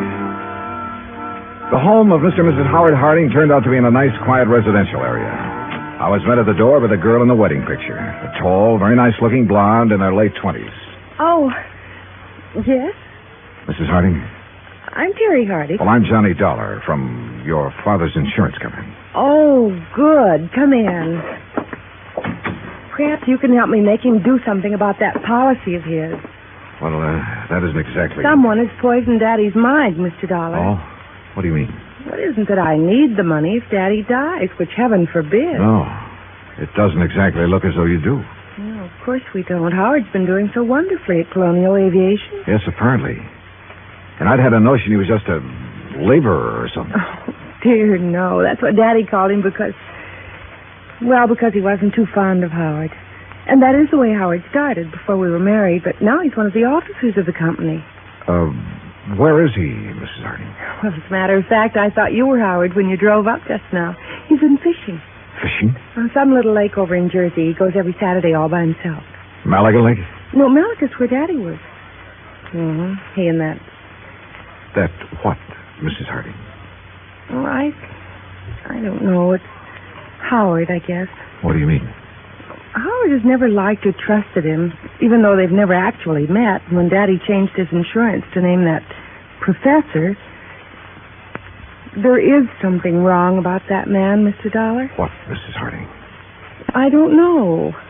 Daddy always worked alone until he came along. Daddy's such an alert, bright-eyed little busybody in spite of his age. That your father... like a cute little wound-up spring, hopping about like a... Mrs. Harding. Yes? Mrs. Harding, when I saw your father... You've seen Daddy. Well, then you know what I mean. He was tired. Almost in a daze. He spoke with difficulty. Oh, no. You're mistaken. He chatters away like a jaybird. What is it, Mr. Dollar? Well, he must have been doped. He looked as though... Hi, honey. Well, I'm just as lousy a fisherman as usual. Not a single... Oh, excuse me. Mr. Harding, just tell me one thing. Well, that depends. Who are you? Mr. Dollar's from the insurance company, darling. Not Johnny Dollar. Yeah, that's right. Well, I've certainly heard of you. Tell me... No, you tell me, Harding. Where have you been? Why, fishing. Where? Over in Jersey. Where in Jersey? Little private lake. Where? Over near Mount Holly. One place I know of where nobody else ever goes, where I can get rid of the cobwebs. It's my job. Hey, wait a minute, Dollar. What is this? Harding, you've been identified as the man who murdered Dr. Walter Merrill. What? I'm sorry, Mrs. Harding. I'm sorry, but it's true. What are you talking about, Dollar? You didn't know about it? Of course not. How could I? Where did it happen? How? At his place in Malaga. Oh. Professor Nash. I'll kill that man. Don't take it easy. You seem to forget that so far you're the only suspect in the case. You're out of your mind. If it was anybody, it was that Nash. Never have trusted that man. And the insurance policy. If anybody killed Dr. Merrill, it was that professor. Now listen to me. Nash was with Dr. Merrill when he was killed there in his laboratory. Of course he was. But Nash was attacked also, beaten, acid thrown at him. He lost the sight of one eye because of it. And I tell you... You sure? Yes, of course I'm sure. It was I who found them. Nash beating against the inside of the door of that laboratory crying for help. A door that was bolted on the outside. But, Dollar, You're sure of that? I'm sure. Well, I still think... Oh, Terry, I'm sorry, honey. Here, let me... Oh, it's so terrible. Better answer that phone, Howard. Yeah. Hello? Yes? Oh, yes. It's for you, Mr. Dollar. Oh, thanks. Terry, here, come on. You've got to pull yourself together. $70. Right. John, this is Harry Branson. I just received a call from Mr. Kemper at the Federal Bureau. Yes. He says he must see you immediately. Call him back, Harry. Tell him I'll be there in 15 minutes. Harding, just to keep things straight, I wouldn't leave this house if I were you. Well, now, wait a minute, just Dollar. Just sit tight. I think you're in the clear. More red lights got passed up on my way into the Philadelphia offices of the Bureau. So Ray Kemper felt that whatever he'd found was important. If so, it would back up one of my suspicions. But in view of the circumstances, that bolted door in the laboratory, for instance, how could it? Important is putting it mildly, Johnny. The prints you found on the water glass, Ray. 3 sets. 1, yours. Yeah, well, naturally. 2, Dr. Frederick Foote, who is currently practicing medicine. I know, in the town of Malaga, New Jersey. That's where the glass came from. Oh, but the 3rd set of prints? Yes. I had to go into the international file for them. And Johnny... Nash? Theodore Nash? Nash. Nashevsky. What? Theodore Nashevsky. Chemist from one of our not-so-friendly countries. Huh? Expert on explosives. One time he was thought to have attempted to enter this country. That was in 1940. Ray, have you got any pictures on him? Plenty. From the time he was a kid. Here. Tell me how you picked up these prints. The beard in this picture. That looks like him, all right. Yeah, this too, with the shaved head. Almost as though he tried to keep changing his appearance. Johnny... Wait a sec. This picture of him as a youngster, this eye patch on his left eye. Our dossier is pretty complete. He was quite an athlete until he injured that eye. But it doesn't show in these other pictures, and he hasn't a glass eye. No, his eye always looked perfectly natural. Now, Johnny, if you have information... Ray, this has done it for me. Thanks. Hey, now, just a I'll minute. see you. Hey, Johnny! This is Kemper. Give me a man to tail Johnny Dollar.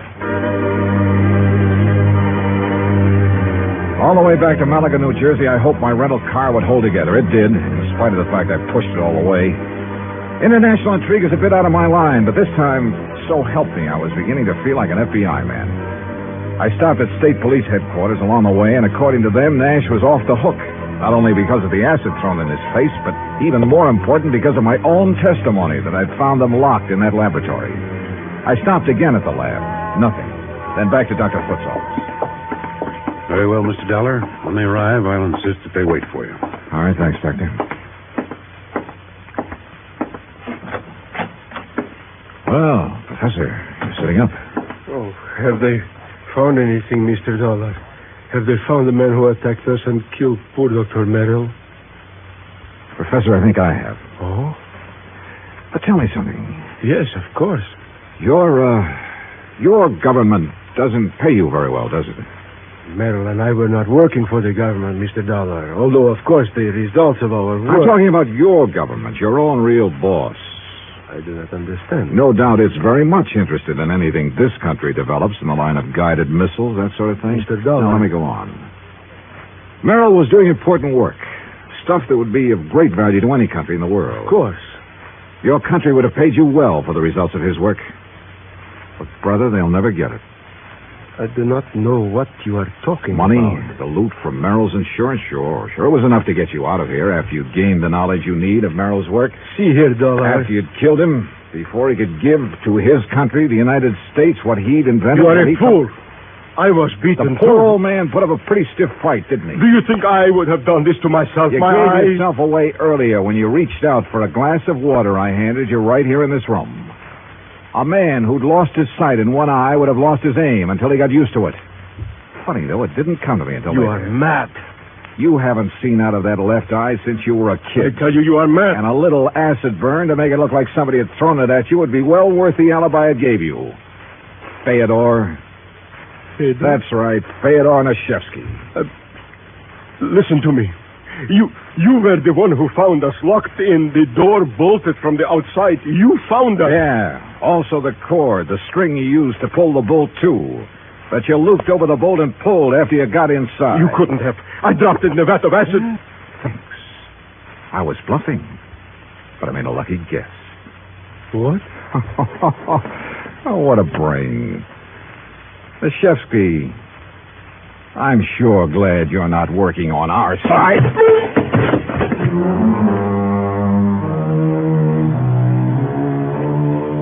The capsule he fished out of his pocket never got to his mouth. And I'm afraid he won't see very well out of his other eye for a while. My knuckles still hurt. And it was lucky for him that the police arrived. I'm afraid I don't like guys like him. Expense account total, including all the incidentals I could think of, and transportation back to Hartford, $84.35. Remarks? Well, don't beef on this one, Harry. The criminal, in spite of being the named beneficiary, doesn't get paid. Yours truly, Johnny Dollar.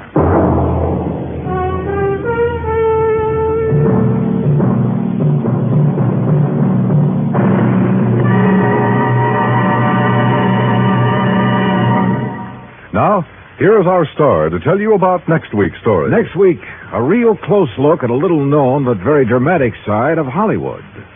Join us, won't you? Yours truly, Johnny Dollar.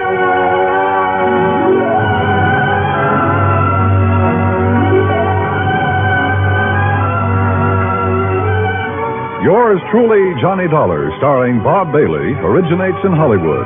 It is produced and directed by Jack Johnstone, who also wrote tonight's story. Heard in our cast were Virginia Gregg, Harry Bartell, Howard McNear, Horace Lewis, Jack Crucian, Russell Thorson, Frank Gersel, and Bob Bruce. Musical supervision is by Amerigo Marino. Be sure to join us next week, same time and station, for another exciting story of yours truly, Johnny Dollar.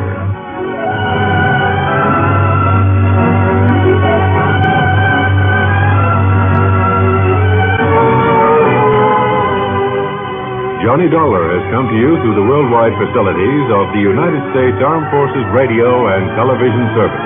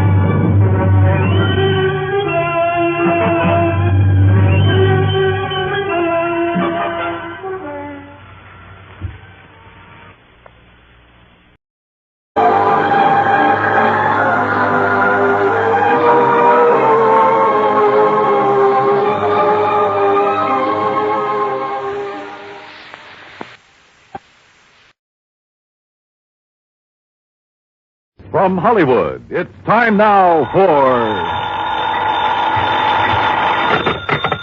Johnny Dollar. Dave Lawler, Johnny, over at Surety Mutual and Trust Company. Oh, hi, Dave. Long time. Yeah, I know. Listen, do you own a pair of dark sunglasses and some real loud sports shirts? Mine are so loud I have to keep them in a soundproof drawer. Great. But where you'll be at this time tomorrow, nobody will give them a second look. Oh? Like where? Well, according to the travel folders, it's, quote, the land where the summer spends the winter, unquote. In other words... Palm Springs, California. Dave, you're on. Good. But don't forget, this can be pretty expensive for your company. Oh, more than you know, Johnny. $75,000 hard cash. Wowee. Unless you're able to prove the bracelet Dan Galloway gave to his child bride wasn't really stolen. For a trip to Palm Springs at this time of year, I think I could prove anything.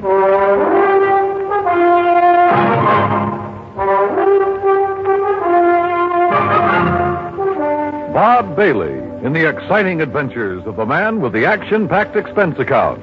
America's fabulous freelance insurance investigator. Yours truly, Johnny Dollar.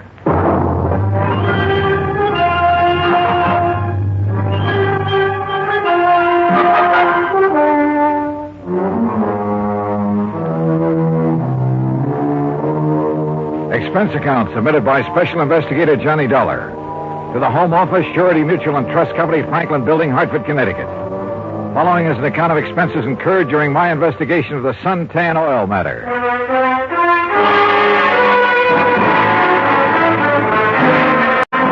Expense account item 1, $197.40. Airline fare and incidentals, Hartford to Palm Springs, California. I registered at La Casa de Paz on South Palm Canyon Drive, changed into casual clothes, and sauntered over to police headquarters. Detective Sergeant Lacey was about to leave for lunch, so I went along with him. Yeah, Dollar. You'd be surprised at how much stuff is lost in this town during the course of just one season. The report we got says it was stolen, Sergeant. Oh, sure. But I doubt it. A $75,000 bracelet, just 5 days old? That'd be a little careless of the lady, wouldn't it?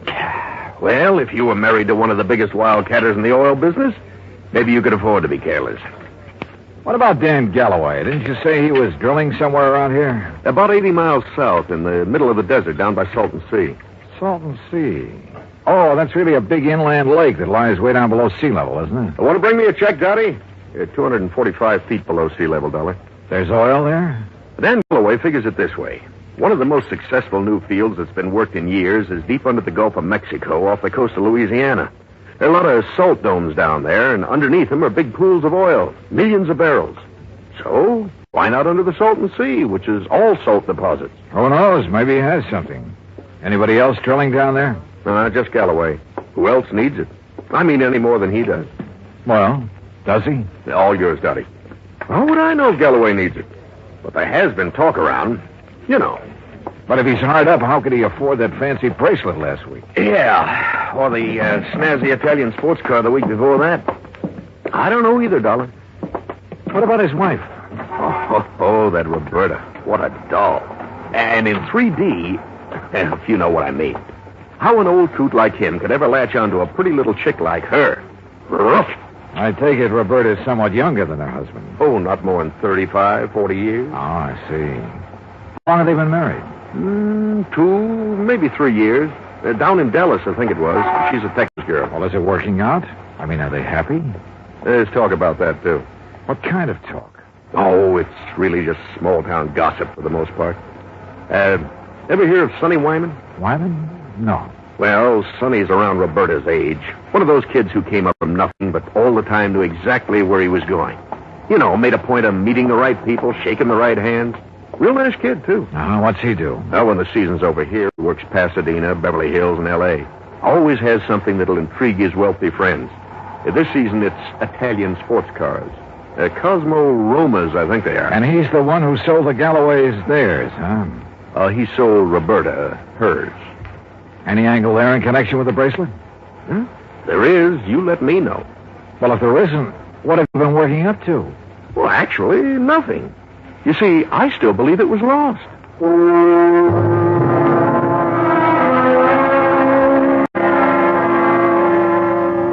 Expense account item 2, $35 for rental of a drive-your-own car. I found the Galloway place about 2 miles out north and east of town. As I parked in the broad U-shaped driveway, I noticed a low, shiny, suntan color sports car standing in the shade of a date palm back by the garage. I started over to take a look at it. But the front door of the house opened, a Filipino boy appeared, took my name, and showed me into the living room. Through the solid wall of picture windows, I could see that the whole place was built around a kidney-shaped swimming pool. Mighty inviting.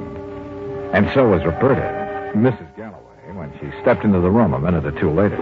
Hi there, Mr. Dollar. My, it's nice. Sergeant Lacey was right. Roberta was a living doll. 22 or 3, trim, petite, and with a figure that... Well, let's not go into that. She said it would be more comfortable out on the lanai beside the pool. I just wish there was something I could tell you about that bracelet that'd help you find it, Mr. Dollar, but... Well, just must have been stolen. Well, it makes no difference insofar as your claim is concerned, Mrs. Galloway. The company will still have to pay up, you know, unless, of course, it's found. Oh, I know that. How do you go about your investigation? I mean, do you offer a reward or something? Usually, yes. Of course, it depends on... How much have they offered for my bracelet? Well, frankly, I haven't checked on that yet. But now, Mrs. How Galloway... much would you guess, Johnny? Well, in this size, probably somewhere between 10 and 30%. What's the matter, Johnny? Your ear's out a mile. Nothing. I just thought I heard... Now, that's funny. I didn't hear a thing. But I had. Quick footsteps somewhere in the house. The door opened and closed. Then a few seconds later, the unmistakable growl of a high-powered engine thundering out through twin straight pipes. Oh, that. Probably some hot rod fan in the neighborhood just drove by. Aren't they She prattled on for another hour or so and again asked about possibilities of a reward for her bracelet. But so far as... And his wife were when you heard Pete shouting? They were right in here when I arrived. I see. Well, thanks for... Oh, just one more thing. Oh, yes? If you'd stolen the manuscript... Mr. Dollar. A hypothetical question, Mr. Penrod. But if you had, and you wanted to sell it at a good price with the least danger of being caught, how would you go about it? Well, I take it abroad, of course. I put it on the open market over there. Huh. You weren't planning on going abroad soon, are you, Mr. Penrod? Oh, gracious, no. You know anyone who is? Anyone who didn't Paul and James tell you? They're flying to Paris Wednesday night.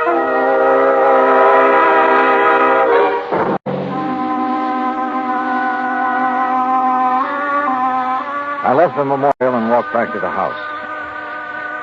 The Meeks were in the study, engaged in their favorite pastime. When I told them what the art dealer had said, Paul set down his glass long enough to confirm the fact that they did have reservations and insisted that he had a logical explanation for not having told me of those plans earlier. Very logical explanation, Mr. Dollar. Let me handle this, Janice, please. Sure. Drink, Johnny? Now, first I want to hear that explanation, if you don't mind, Paul. Of course I don't mind. Janice and me were fed up. Why didn't you tell me about the plane reservation? Well, why should I have? I'm not even sure I'm going to use it. Oh? Grandmother's upset enough over losing that manuscript. Something else might... Well, anyhow, if the manuscript doesn't turn up within 48 hours, we're canceling our trip. Oh, no, please. Sorry, Janice, but that's the way it's got to be. She did it. What do you mean? It's an act, don't you see? Jason Penrod told her we were going to leave, so she had him hide the manuscript. And now this thing about her being so upset and having such a weak heart. It's an act to keep her precious darling boy tied to her apron string. I don't believe that. Well, just wait. You will. Anything else, Dollar? What does a trip to Paris cost, Paul? Well, it's not inexpensive. Your wife was complaining about being so broke. Haven't you ever heard of flying now and paying later? We have friends in Paris, Dollar. It won't cost as much to live once we get there. We'll worry about paying for our ticket when we get back. Any other questions, Mr. Snooper? Yeah. Later. It was after 7 when I finally got back to my hotel room. I ordered a drink and tried to make some kind of sense out of the information I'd gathered during the day. But it all added up to zero. I called Hartford and asked Max Green to look into the Meek finances. Then I dressed for dinner. I was about to go downstairs when the phone rang. Johnny Dollar. Mr. Dollar, I was told to call you. Yeah? It's about the ad. Yeah?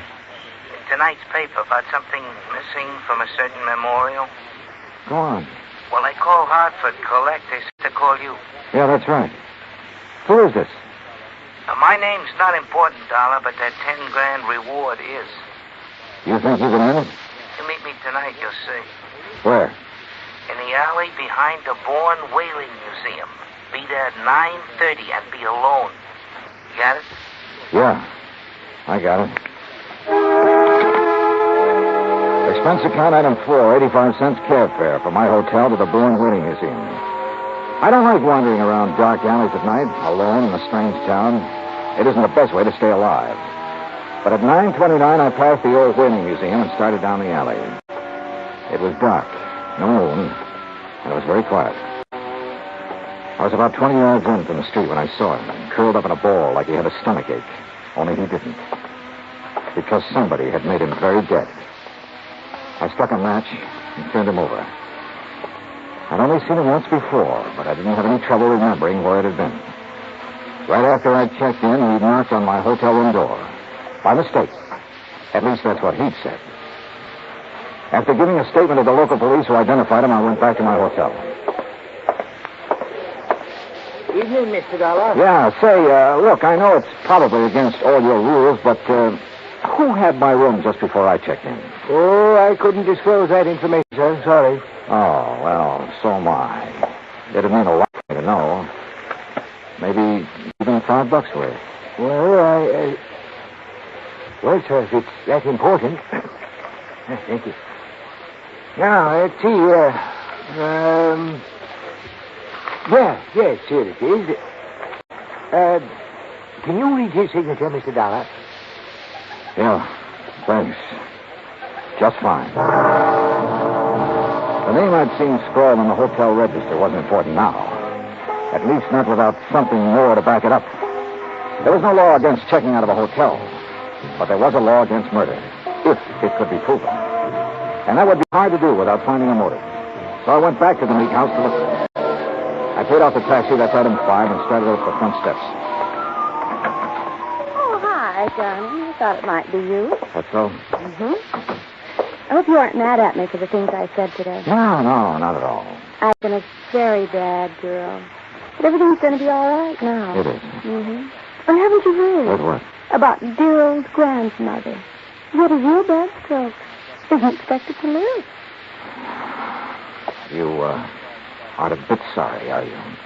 Would you be? You or me? Dollar, you mind coming up here? No, not a bit, Paul. I'm trying to reach you at the hotel. Thank goodness you've come here. Did Janet tell you? Yeah. How is she? Bad. Doctor's given up. Says it's only a matter of hours. She told me to send for you, Mr. Dollar. Oh? I don't know why. I've never been able to figure out a lot of things she did. Fine, where is she? In there. Old Pete's with her, but go on. Thanks. with a increased devotion to that cause for which they here gave her the last. Who is it? Oh, it's Mr. Dollar, my lady. Hello, Mrs. Meek. Oh, thank you for coming, Mr. Dollar. I go now. No, wait. Mr. Dollar, you have a moment, haven't you? Of course. I promised Pete the last time I visited the museum. I promised I'd let him recite some of the things he'd learned while working there. Haven't been able to keep that promise till now. Now, go on, Pete. Please. Yes, my lady. They here gave her the last full measure of devotion. That we here highly resolve that these dead shall not have died in vain. That this nation under God shall have a new birth of freedom. And that the government of the people, by the people, for the people, shall not perish from the earth. Thank you. That was wonderful. Thank you, my lady. Now I go. Well, Mr. Dollar, I have a confession to make to you. Yes? I lied to you. Oh, I'm sure it wasn't a very big lie, Mrs. Meek. Oh, but it was. I told you the business Mr. Penrod and I were discussing the night of the Beverly. Yes? I told you it had nothing to do with you or the people you work for, you know. Yes, ma'am. Oh, that was a lie. I'm broke, Mr. Dollar. All I have left in the world is this house and the things in the memorial. I see. That's why I sent the patient Penrod. He purchased most of my treasures for me. He's evaluating them. The Paul and Jonas will know what they're worth when they go to sell them, which they'll do immediately. Mrs. Meek, don't you think you should try to rest now? Will you give me a cigarette? No, ma'am. Sorry. And you must rest.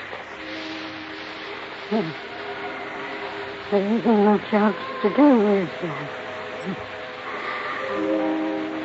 Good night, Mr. Dollar.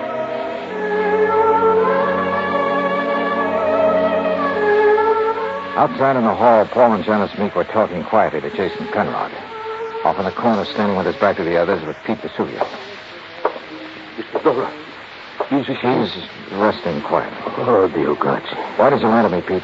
What? I never lied to nobody. Who say I did? I say you did. You're crazy, mister. What lie I tell you? You said you learned the Gettysburgh Address right from Mr. Lincoln's own writing in the museum. That's no lie. What's the matter? You don't believe that, mister? I believe you, Pete. But I just had to be sure. Come on, let's join others, shall we? Well, good evening, Mr. Dollar. Mr. Penrod? Tell you any of the family secrets, John? Not too many. You learn anything in there you didn't know before? Yeah? I know which one of you stole the Lincoln manuscript. One of us? Why, you're crazy, Dollar. We were all in the house at the time it happened. That's right. But one of you hired a little man named Leo Jones to do your dirty work. Jones called me earlier this evening. He was going to tell me which one of you it was.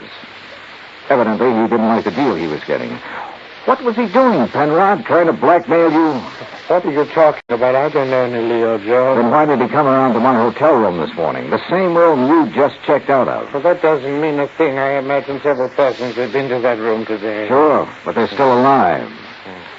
Now, let's get to the phony Lincoln manuscript. Phony manuscript? It wasn't phony, Mr. Dollar. Wasn't? Well, you correct me if I'm wrong, Penrod.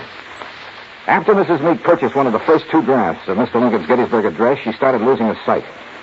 When she closed the museum to the public, you saw a chance to make yourself another $100,000 sale. So you switched copies of the manuscript, replacing that draft with one containing the words, "Under God," which isn't worth anything close to $100,000. What do you mean, Dollar? All right, let me quote. That this nation, under God, shall have a new birth of freedom, and so on. What? The phrase, "under God," was not in the manuscript he sold your grandmother, but it was in the copy old Pete has been studying in the museum. Right, Mr. Penrod? All of you stay right where you are. You get what Jones got. Mr. Dollar. He won't go far, Pete. But I am the guard. The lady will want me to stop him. Hey, come back here. Keep away from me.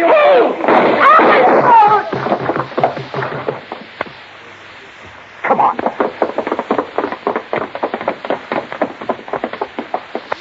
Oh. You tell the lady. I am a better guard now. Much better. Si, senor. Yes, Pete. I did good. You did fine.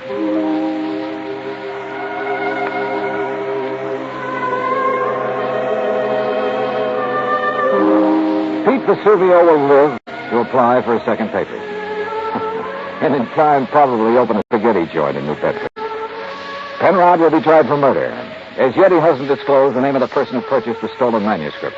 But in time, I'm sure he will. As for the Meeks, well, Mariah passed on later that night. But as she said, there was nothing left for her but to rest. Expense account total, including hotel and numerous incidentals, $98.30. Yours truly, Johnny Dollar.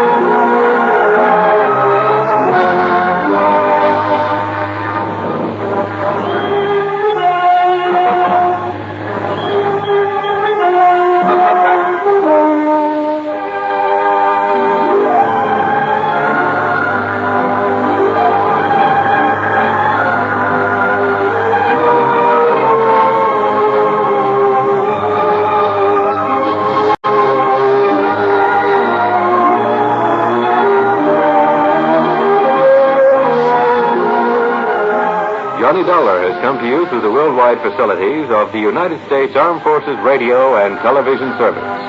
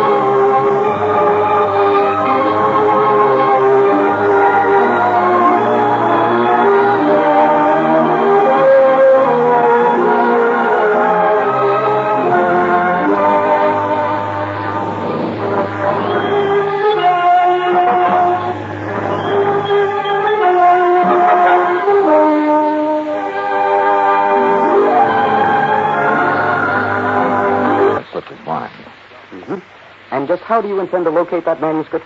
I'm not so sure that I can. It'd be a pity if you could. It's just awful. It's grandmother's prized possession. She hasn't been herself since it was stolen. And being quite elderly, well, we're all very much concerned. Oh, my, yes. We're afraid she might die and leave us all that lovely money. Janice. It's the truth. You see, Paul and I don't have any money of our own, Mr. Dollar. We'll never have any until she does die. They're giving it to us now while we're young. You know what she does with it? Spends it buying junk for that silly old museum. Now, look. That's gratitude, isn't it? I bathe her, feed her, rub her feet, and do all her dirty work. Janice, you've said quite enough. Mr. Dollar isn't interested in our personal problems. Oh, stick in the mud. All right. I'll be in the den if you want me. And that's the funniest thing I've said all day. If you want me. I'm sorry. She doesn't mean half of what she says. Oh, that's grandmother's signal. Then hadn't we better go up? Yes.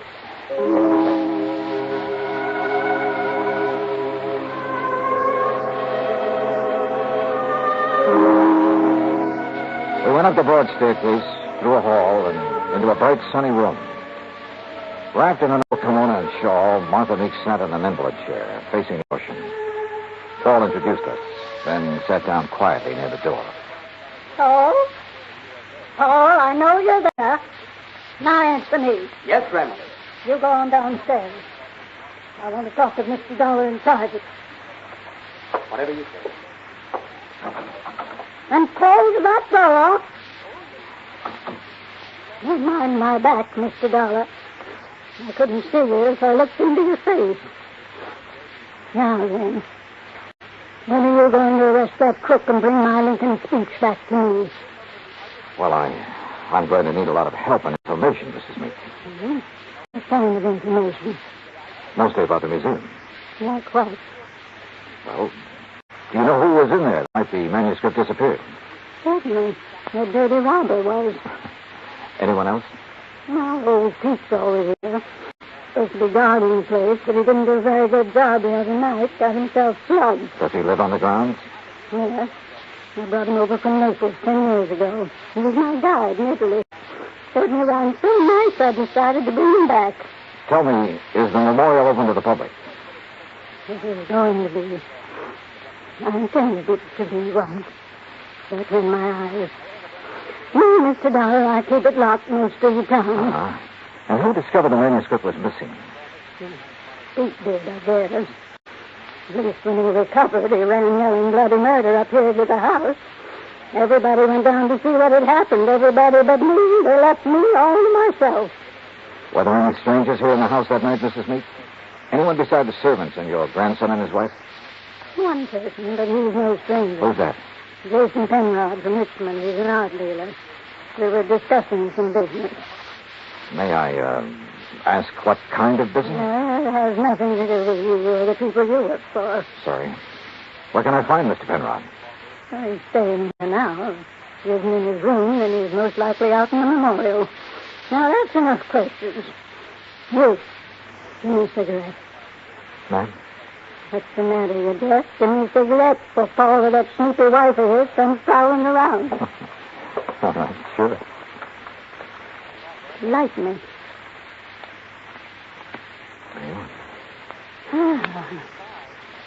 Well, you want any more information, Pete's the one to talk to. All right, thanks. What about your son and daughter-in-law? Were they inside the house at the time of the robbery? You don't suspect them, do you? Right now, I suspect everybody, Mrs. Meek. Even me? Yes, ma'am. Even you. Well, bless you, boy.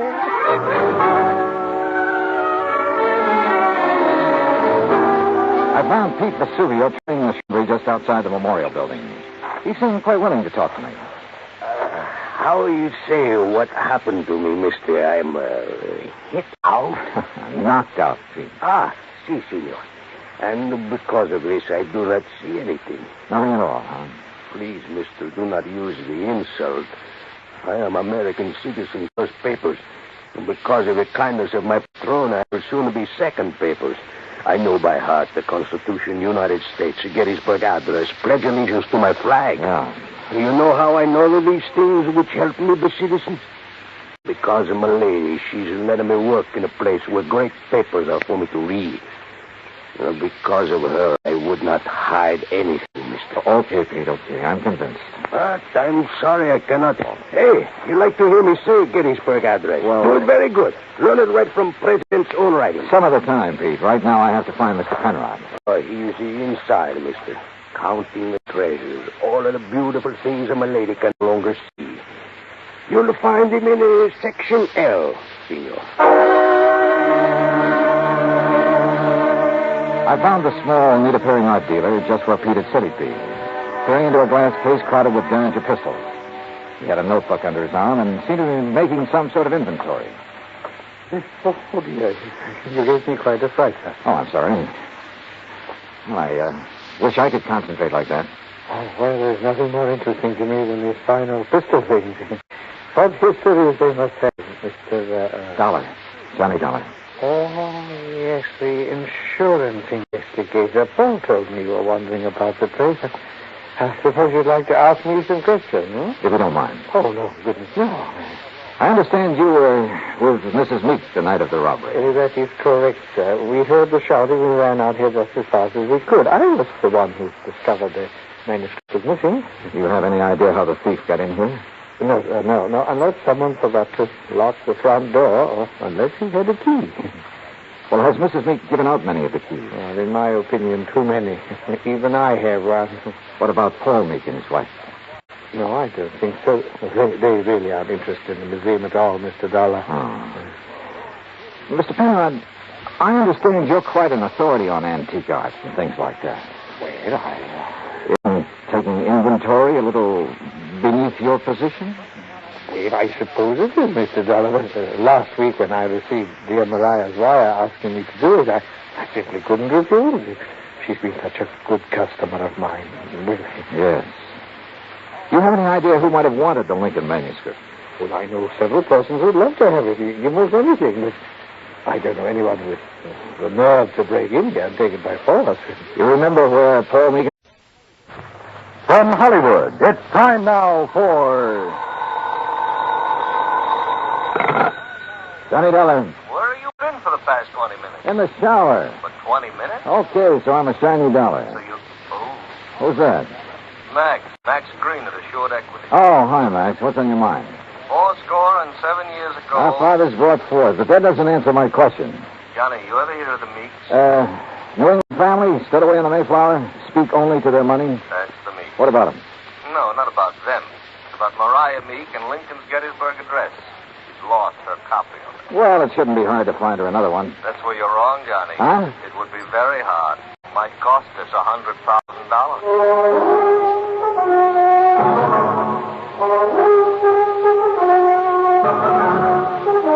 Bob Bailey in the exciting adventures of the man with the action-packed expense account.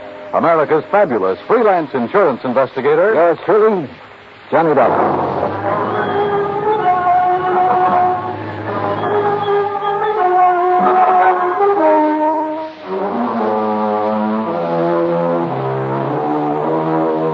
Expense account submitted by Special Investigator Johnny Dollar to the Assured Equity and Trust Company, 325 Scott Avenue, Hartford, Connecticut. The following is an account of expenses incurred during my investigation of the Meek Memorial Matter.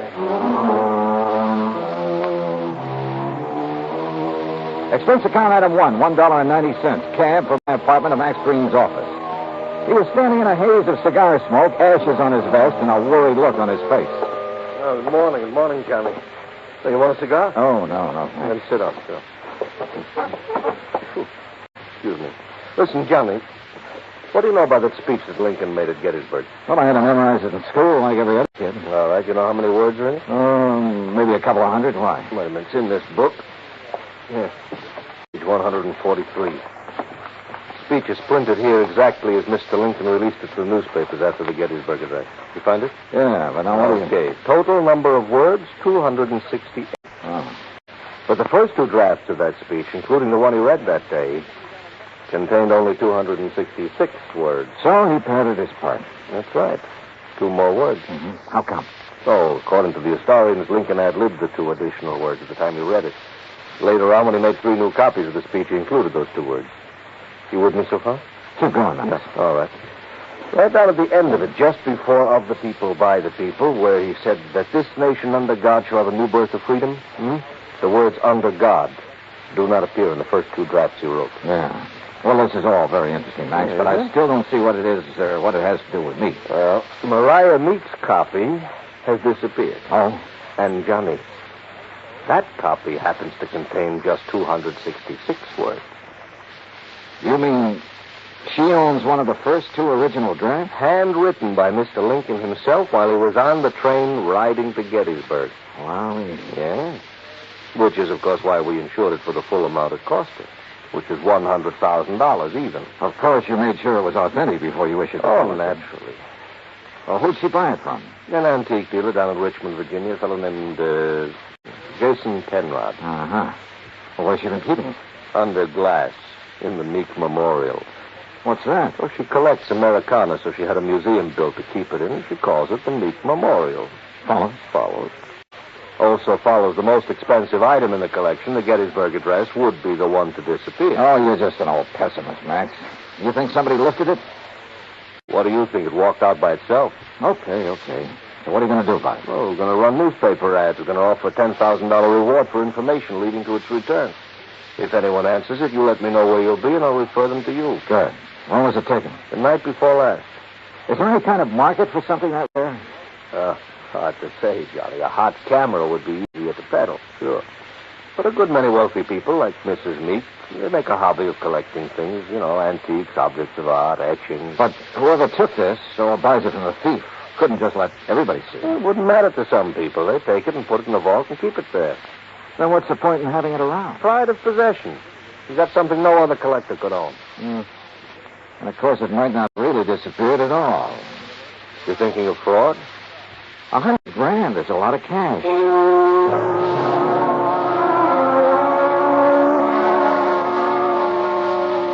Expense account item 2, $1.90, cab fare back to my apartment.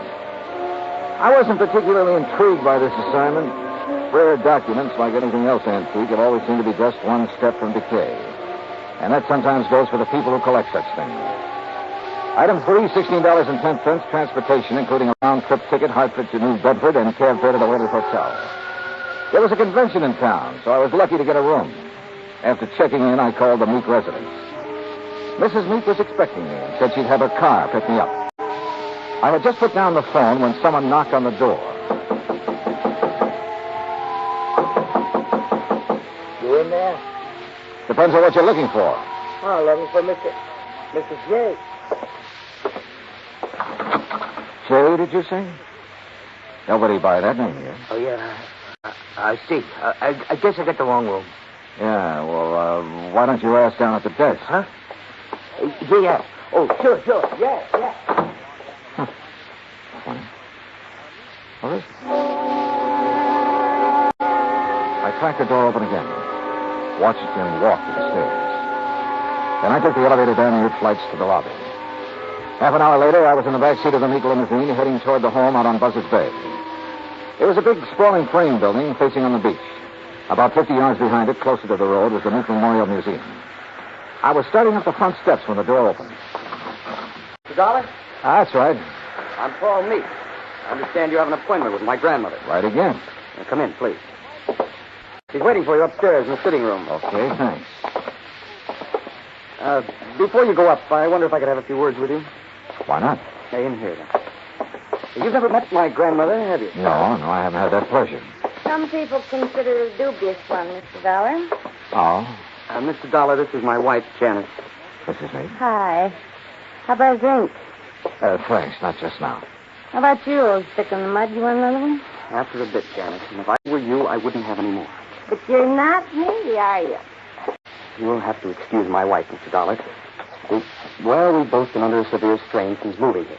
Grandmother is blind, you know. No, I didn't know. Her sight began failing about 4 years ago. I'm surprised the insurance agent didn't tell you. Well, Mr. Green was so concerned over the theft of the Lincoln manuscript, I imagine